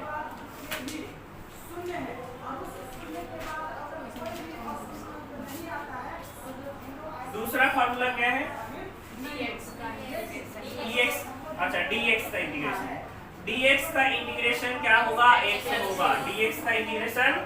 अब इसका कारण समझो क्यों हुआ। सर dx इसमें कुछ नहीं, आगे एक तो है, इसमें एक तो है ना, और एक को क्या x पे पावर 0 लिख सकते हैं क्या, x को x पे पावर 0 लिख सकते हैं। अब जो फार्मूला पढ़े थे x पे पावर n वाला, उसे डिफरेंशिएट करो, क्या होगा, पावर 1 बढ़ेगा, तो 0 प्लस 1 कितना, 1 बटा में 1 प्लस क्या हो गया, x plus c, x plus c। तो याद रखिएगा dx का इंटीग्रेशन क्या हो जाएगा, x हो जाएगा और प्लस में c। इसी तरह अगर कल आपसे कोई पूछ दे कि dy का इंटीग्रेशन बताओ, y प्लस dz का इंटीग्रेशन बताओ, z प्लस c, dt का इंटीग्रेशन बताओ, p प्लस c। कॉन्सेप्ट दिख रहा है, dx का इंटीग्रेशन x, तो प्लस में c तो होना ही है, dy का इंटीग्रेशन y, dz का z, dt का t। तो बताओ कल हो के अगर आपसे ऑब्जेक्टिव में पूछ दे d sin x का इंटीग्रेशन, 99% बच्चा हमारा में ले लो, तो हमारे यहाँ का छोड़कर 100% बच्चा इसका आंसर पता है क्या बताएगा, cos x। 100% बच्चा हमारे यहाँ का छोड़ दे, अगर जानकारी है तो, जैसे वीडियो में हम ये चीज बताएं, लेकिन तुम लोग गौर से नहीं देखे हो तो अलग बात है। बाकी से पूछो cos x बताए, क्या बताएगा, cos x। लेकिन इसका आंसर क्या है, देखो तो कि dx था तो क्या हुआ, dy था तो क्या हुआ dt था तो क्या हुआ, dz था तो क्या हुआ, तो d sin x होगा तो क्या होगा, sin x होगा। चलो कि आपसे पूछ दे d log x का इंटीग्रेशन बताओ, क्या कहोगे, log x। 99% बच्चा 1/x भूल के आएगा, है ना। कल होके पूछ दे d cot x का इंटीग्रेशन बताओ, क्या होगा, cot x। अगर सिर्फ d लगा हुआ है, सिर्फ d का इंटीग्रेशन पूछ रहा है तो उसके साथ जो होगा वही होगा, ठीक है। सिर्फ अगर d का पूछ रहा है तो d के साथ जो लगा होगा वही उसका इंटीग्रेशन हो जाएगा, उसको चेंज करने की जरूरत नहीं है। और अभी तक नहीं पूछा गया ऐसा प्रश्न पूछा जाना चाहिए, ऑब्जेक्टिव में जरूर देखने को मिलेगा, ठीक है। अगर कोई परिवर्तन करता है तो ऐसे कुछ। उसके बाद क्या है, 1/x देखो 1/x। अब आपको याद होगा कि सर log x का डिफरेंशिएशन क्या था, 1/x। log x को डिफरेंशिएट करते थे तो 1/x आता था, तो 1/x को इंटीग्रेट करेंगे तो क्या मिलेगा, log x मिलेगा, log x प्लस c। अब log के साथ एक घटना क्या है, log निगेटिव के लिए डिफाइन नहीं, log जो है log फलन वो नेगेटिव के लिए डिफाइन है। अगर मान लीजिए x नेगेटिव हो गया तो गड़बड़ हो जाएगा, तो हम लोग जब भी इंटीग्रेट करेंगे और log आंसर आएगा तो क्या लगाएंगे, मोड लगाएंगे, क्या लगाएंगे, मोड लगाएंगे, ठीक है। उसके बाद क्या है, 1/√x। ये जबरदस्ती बनाया गया है, ये कोई फार्मूला है नहीं, एक तरह का क्वेश्चन के रूप में भी आप ले सकते हो, इसलिए आप वीडियो में इसको नहीं बताया, फिर भी डाल दिए पेज में, ठीक है। ये कोई फार्मूला नहीं है, क्वेश्चन है, देख लो कैसे क्वेश्चन है। √x का मतलब x पे पावर, √x का मतलब x पे पावर 1/2, इसको ऊपर लेंगे तो पावर नेगेटिव हो जाएगा, यानी x पे पावर -1/2। आप बताओ इंटीग्रेट कर लोगे, पावर एक जुटता है ना, तो -1/2 और +1 कितना हो जाएगा, 1/2 हो जाएगा, यानी x पे पावर बटा में 1/, प्लस में c, ये 1/2 का 2 पड़ जाएगा तो 2, और x पे पावर 1/2 को क्या लिखते हैं, √x प्लस c। तो 1/√x को इंटीग्रेट करेंगे तो क्या होगा, 2√x प्लस c, ये फार्मूला में लिखा हुआ है। उसके बाद साइन कॉस पकड़ लिया क्या, ex। देखो ये कितना अच्छा फंक्शन है, इससे अच्छा कोई फंक्शन ही नहीं है, कारण इसको इंटीग्रेट करो, इसको डिफरेंशिएट करो, ये देता e पे पावर x ही है, तो e पे पावर x को इंटीग्रेट करेंगे तो भी क्या मिलेगा, e पे पावर x ही मिलेगा, ठीक है। a पे पावर x डिफरेंशिएशन वाला भूल जाओ, भूलना नहीं मतलब अभी साइड करो उसको। a पे पावर x उसमें क्या देते थे, a पे x into log a, यहाँ पे होता है a पे x by log a, a पे x by log a plus c, a पे x by log a, ठीक है। तो ये सारा बेसिक था। अब इसके बाद पकड़ेगा साइन कॉस का। साइन कॉस में तो सबसे ज्यादा दिक्कत होता है, इसलिए दिक्कत होता है क्योंकि साइन x का इंटीग्रेशन होता है माइनस कॉस, और बच्चा की जबान पर बैठा हुआ है साइन x का डिफरेंशिएशन कॉस x, ठीक है। तो वो माइनस भूल जाते हैं, याद रखिएगा डिफरेंस इंटीग्रेशन में उल्टा होता है, साइन x का इंटीग्रेशन क्या होगा, माइनस कॉस x। एकदम रट जाओ इसको, साइन x का इंटीग्रेशन माइनस कॉस x, और कॉस x का integration sine x, not minus sine x, क्या होता है, साइन x। अब कहां से आता है समझ सकते हो कि सर अगर हम कॉस x को डिफरेंशिएट करते थे तो माइनस साइन x आता था, cos x को डिफरेंशिएट करते थे तो अगर हम माइनस cos x को डिफरेंशिएट करेंगे, माइनस cos x को डिफरेंशिएट करेंगे तो sin x आएगा कि नहीं, माइनस cos x को डिफरेंशिएट करेंगे तो क्या आएगा, sin x, क्योंकि इसका क्या देगा माइनस, और ये माइनस, तो आप बताओ कि sin x को इंटीग्रेट करेंगे तो क्या मिलेगा, माइनस cos x मिलेगा, और cos x को करेंगे तो sin x मिलेगा, ठीक है। तो याद रहेगा sin x का इंटीग्रेशन माइनस cos, और cos x का integration sin, not minus sin x, ठीक है। उसके बाद आपको याद होगा sec² x किसका है, tan x का डिफरेंशिएशन है ये, तो इसको करेंगे तो क्या हो जाएगा, tan x प्लस c। आपको पता होगा cos x² minus cos x² किसका होता है, cot x का, cot x का अवकलन माइनस cos x², तो cos x² का integration minus cot x plus. इसी तरह आपको पता होगा कि sec x into tan x, sec x into अवकलज है ना, किसका अवकलज है, sec x का, किसका अवकलज है, तो इसको इंटीग्रेट करेंगे तो क्या मिलेगा, sec x प्लस c, और आपको पता होगा कि cosec x into cot x, cosec x into इसका जो नेगेटिव होता है वो किसका अवकलज होता है? cosec का। किसका होता है? तो इतना को इंटीग्रेट करेंगे तो क्या मिलेगा? Minus cosec x plus c। यहाँ तक बेसिक फॉर्मूला है, यहाँ तक आपको याद करना है, ठीक है? यहाँ तक आपको याद करके आना है। कितना नंबर तक है ये? cosec बोला 12। तो 1 से लेकर 12 तक जो पेज में फॉर्मूला है ये आपको याद करके आना है कल की क्लास में, ठीक है?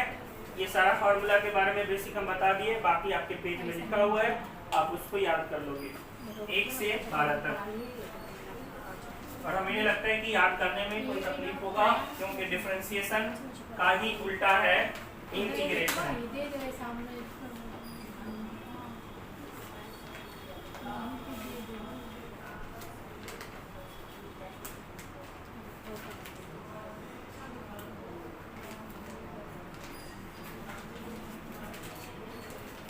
अब देखो कुछ क्वेश्चन करते हैं, बेसिक क्वेश्चन। जैसे क्या दिया? x प्लस 2 का होल स्क्वायर। उससे पहले ये बता दें कि आप जिस तरह से डिफरेंशिएशन में प्लस माइनस अलग अलग करते थे, वैसे आप इंटीग्रेशन में भी अलग अलग कर सकते हो। उसके बाद कांस्टेंट जैसे डिफरेंशिएशन में बाहर रखते थे, वैसे इंटीग्रेशन में भी कांस्टेंट को बाहर रख सकते हो। अलग अलग करने का मतलब इसको आप लिख सकते हो x स्क्वायर का इंटीग्रेशन, बीच में प्लस है तो फिर किसका इंटीग्रेशन? 2x का इंटीग्रेशन, फिर क्या है? माइनस, तो माइनस, फिर किसका इंटीग्रेशन? 3 का इंटीग्रेशन, ठीक है? तो इंटीग्रेशन में आप ऐसे अलग अलग कर सकते हो। अब बताओ x स्क्वायर का इंटीग्रेशन अभी सीखे हो, एक पावर क्या होता है? और एक पावर तो x की पावर बाई प्लस 2 कांस्टेंट है, बाहर x को करेंगे 1 है ना, कितना हो जाएगा? x की पावर बटा माइनस 3 कांस्टेंट है, बाहर dx बचेगा, dx का इंटीग्रेशन x प्लस का c, उसे 2 यानी x cube by plus minus plus, बात है समझ में? और याद रखिएगा किसी भी कांस्टेंट का इंटीग्रेशन कर रहे हो ना तो उतना x हो जाएगा। 2 का इंटीग्रेशन 2x, 10 का इंटीग्रेशन 10x, a का इंटीग्रेशन ax, b का इंटीग्रेशन c का इंटीग्रेशन cx। किसी भी कांस्टेंट का होगा, कारण कांस्टेंट तो बाहर बचेगा कौन? dx, और dx इंटीग्रेशन x होता है। कल के आपके सामने आ जाए तो 10x तो आप पहले बाहर, सॉरी 10 dx तो पहले 10 को बाहर लोगे, डायरेक्ट बोलोगे कितना? 10x। कल के आपके पास आ जाए a dx, तो क्या बोलोगे? ax, क्या आ जाएगा? ax, ठीक है? ये समझ में आया बात? नोट करना है तो नोट कर सकते हो।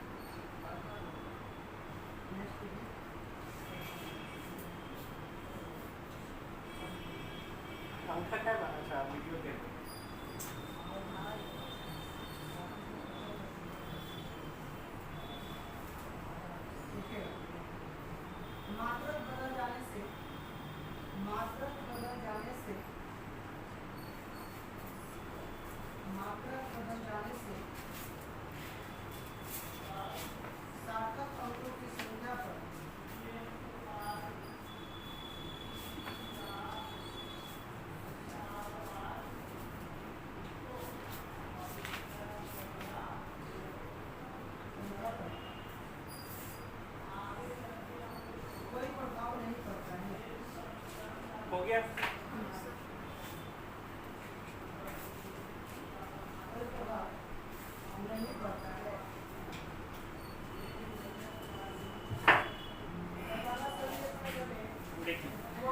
क्वेश्चन में दिया x प्लस 1/x का होल स्क्वायर। तो हम लोग क्या करेंगे, कोशिश करेंगे अभी बेसिक में कि हर एक टर्म अलग अलग हो जाए। ऐसा क्यों दे दे, भाग कर दे, गुना कर दे, तो आपको पहले क्या करना है, गुना करके, भाग करके, स्क्वायर करके, क्यूब करके, जो भी दिया है उसको करके आप क्या करना है, अलग अलग कर लेना है हर एक स्टेप को, है ना। तो हम लोग क्या करेंगे, पहले इसका होल स्क्वायर कर लेंगे। एक्स स्क्वायर प्लस 1/x का square plus 2 into x into 1/x a square plus b square plus 2ab होता है ना, प्लस बी का होल स्क्वायर। तो ये हो गया x square plus 1/x square और ये x यानी प्लस का 2। अब देखिए सारा टर्म अलग अलग हो गया। क्या आप इसको इंटीग्रेट कर सकते हैं? कर सकते हैं। आप चाहो तो इसको पहले लिख लो, इसको क्या लिख लो, x पे पावर -2 लिख सकते हो। ये ऊपर जाएगा तो x पे पावर -2। अब इंटीग्रेट कर लो, बोलो x पे पावर 3/3 प्लस x पे पावर -1/, प्लस 2 को करेंगे 2x प्लस c, यानी हो गया x³/3 ये माइनस प्लस माइनस। अच्छा x पे पावर -1 को 1/x लिख सकते हैं, 1/x plus 2x plus c। ठीक है, तो जब भी आपको होल क्यू स्क्वायर गुना भाग दे तो आपको बेसिक में भी क्या करना है, सबको अलग अलग करना है। नोट कीजिए।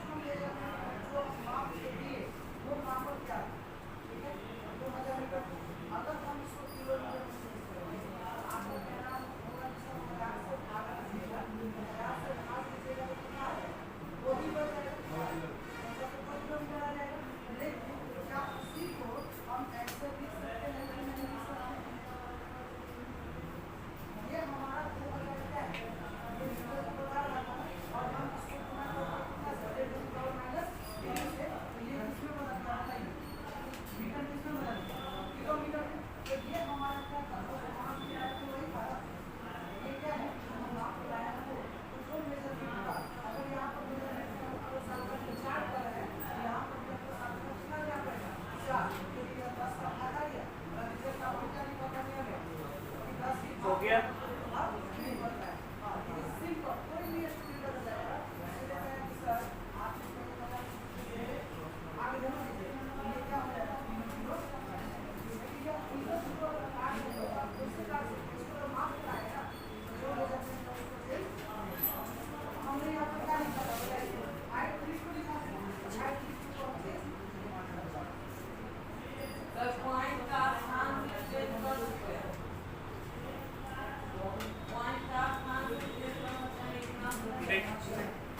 √x into x square plus 3x plus 1। आपको पता है √x का मतलब होता है x पे power into x square plus 3x plus 1 into dx।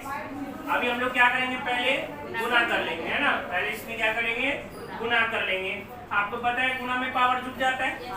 ये 1/2 और ये 2 जुटकर 2 प्लस 1/2 कितना हो जाएगा, 5/2। तो ये इसमें गुना होकर हो गया x पे पावर, ये तो 3 अपनी जगह पर, यहाँ पे पावर कितना है 1 और ये 1/2, तो 1/2 और 1 प्लस 1/2 कितना हो जाएगा 3/2। x पे पावर 3/, और 1 में तो गुना होगा तो यही हो जाएगा x पे पावर 1/2। ये अभी हम लोग गुना किए, अभी इंटीग्रेट नहीं किए। अब हम लोग इंटीग्रेट करेंगे। इंटीग्रेशन में क्या होता है, पावर जुट जाता है एक पावर, तो इसमें जोड़ोगे ना, तो उसका तरीका भी वीडियो में बताया था। नीचे ऊपर वाला को जोड़ दो। जब भी आपको एक फ्रैक्शन में जोड़ना है ना, बहुत अच्छा तरीका है। अब जैसे 7/8 में आपको 1 जोड़ना है, तो आप क्या एलसीएम, ये 7 8 15/8। ठीक है, जब भी 1 बढ़ाना हो आपको तो नीचे ऊपर वाला जोड़ दो। तो 5 और 2, तो x पे पावर 7/, और जितना पावर रहता है उतना ही नीचे देना होता है, प्लस 3 इंटू x पे पावर 5/2 प्लस x पे पावर 3/3। बताओ, ऐसा तरीका कोई नहीं बताएगा। आप सोचोगे क्लिक कर जोड़ने का, कितना आसान हो गया। मेन बटा के नीचे बटा है 2 पर चला जाएगा, तो 2/7 x पे पावर 7 प्लस 2 पर जाएगा, तो 3 दूना 6 इंटू x पे पावर 5/2। 2 पर जाएगा 2/x पे पावर 3/2 प्लस। तो बताओ फ्रैक्शन वाला भी इंटीग्रेट हो जाएगा। पावर अगर फ्रैक्शन में रहेगा एक जोड़ना होता है, वैसे कि इसमें आपको ज्यादा कुछ नहीं सोचना है, ऊपर नीचे वाला को जोड़ दो, ठीक है।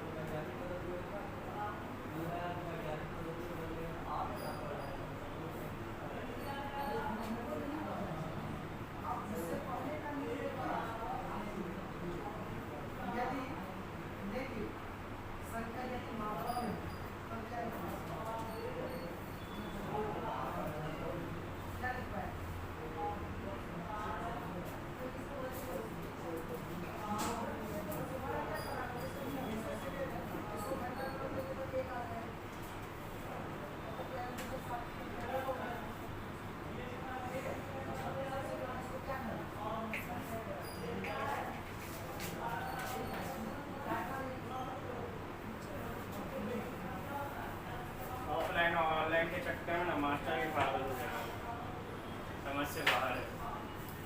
इतना अच्छा गार्जियन से पर पैसा पेमेंट कीजिए, आराम से पढ़िए ऑनलाइन घर पे, मास्टर भी परेशान नहीं होगा, बच्चा भी इससे बचा रहेगा। लेकिन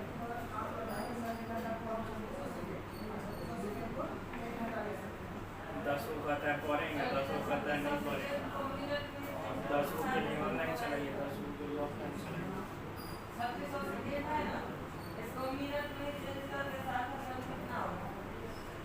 सारा वीडियो में आ रहा होगा।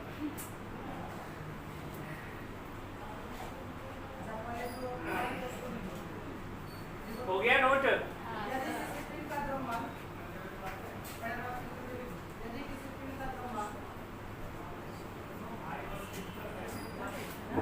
देखो अब गुना वाला बता दिए, अब भाग वाला देखो। जैसे कह दिया x³ plus 2x square plus 3x plus 4 और बाई में रूट x, बाई में रूट x दे दे, x दे दे, ठीक है। पहले x वाला ही ले लेते हैं, x। तो क्या करना है, भाग करना है सबसे x में। इसमें x से भाग करोगे x स्क्वायर, इसमें x से भाग करोगे 2x, इसमें x से भाग करोगे 3 और इसमें x से भाग करोगे 4/x, ठीक है। अब इंटीग्रेट कर दोगे, अच्छा वाला बात है। x स्क्वायर को करेंगे x/3 प्लस 2 तो कांस्टेंट है, x को करेंगे x स्क्वायर बाई 3 को करेंगे 3x और इसमें 4 कांस्टेंट है, 4 क्या बचेगा 1/x, 1/x का इंटीग्रेशन log x, 1/x का इंटीग्रेशन log x और हमने कहा था इंटीग्रेट करोगे तो मोड लगा देना। तो 1/x का integration log mod x plus का c, ये 2 से 2 तो ये आ गया x³ बटा 3 plus x square plus 3x plus 4 log mod x plus c। Clear है? तो जब भी भाग वाला होगा तो ऐसे भाग देना है, अलग अलग करना है और फिर इंटीग्रेट करना है।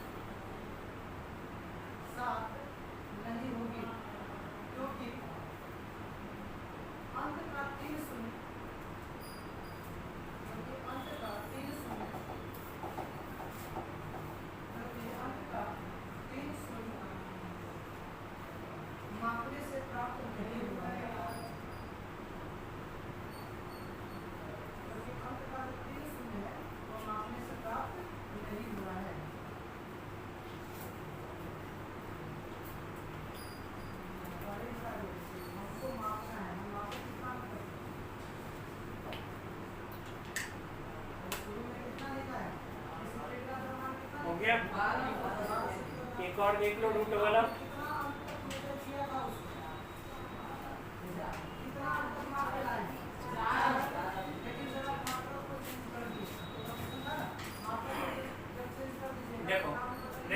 Square plus 2x plus 1 by root X.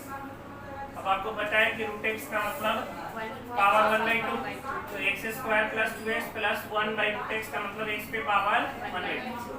अब एक्स वाला में तो कटन कुटन कर लिए, क्योंकि वहाँ पावर घटता था तो पता नहीं चलता था। यहाँ पे दिक्कत हो सकता है कि पावर 2 है और पावर 1/2, तो भाग में पावर क्या होता है, घट जाता है, भाग में पावर। तो यहाँ 2 है 1/2, तो 2 में से 1/2 क्या करोगे, घटाओगे, 2 दूना 4 माइनस 1 कितना, 3/2। तो इस वाले के साथ अगर भाग करोगे तो x पे पावर 3/2 प्लस 2 इंटू यहाँ पावर 1 है, यहाँ 1/2, 1 में से 1/2 जाएगा, 1 में से 1/2 जाएगा, कितना बचेगा 1/2। और ये तो हो गया 1 इतना, 1 इतना को ऊपर ले जाओगे तो x पे पावर -1/2। अब इंटीग्रेट कर लोगे, अब इंटीग्रेट हो जाएगा, ये इंटीग्रेट कर लो इसको, x पे power 5/2 by 5/2 plus 2 into x पे पावर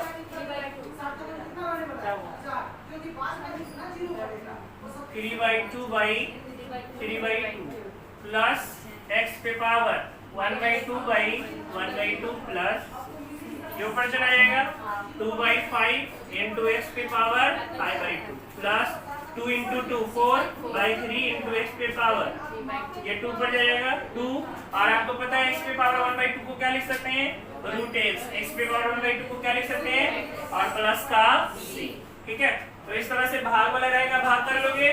एक और क्वेश्चन इसी में बता देते, एक बार उतार लेना। ये दे दिया x³ minus x square plus x minus 1 by x minus 1।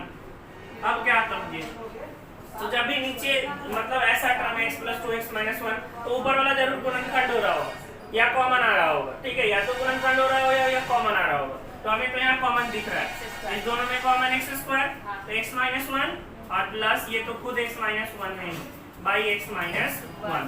दोनों में से कॉमन ले सकते हो, किसको, x माइनस 1 को कॉमन ले सकते हो। तो ये क्या बचेगा, x स्क्वायर प्लस 1 बटा x माइनस 1 इंटू dx। ये x माइनस 1 से x माइनस 1 क्या बच गया, x square plus 1। x square को करेंगे x बाई 3 प्लस 1 को करेंगे x प्लस में c।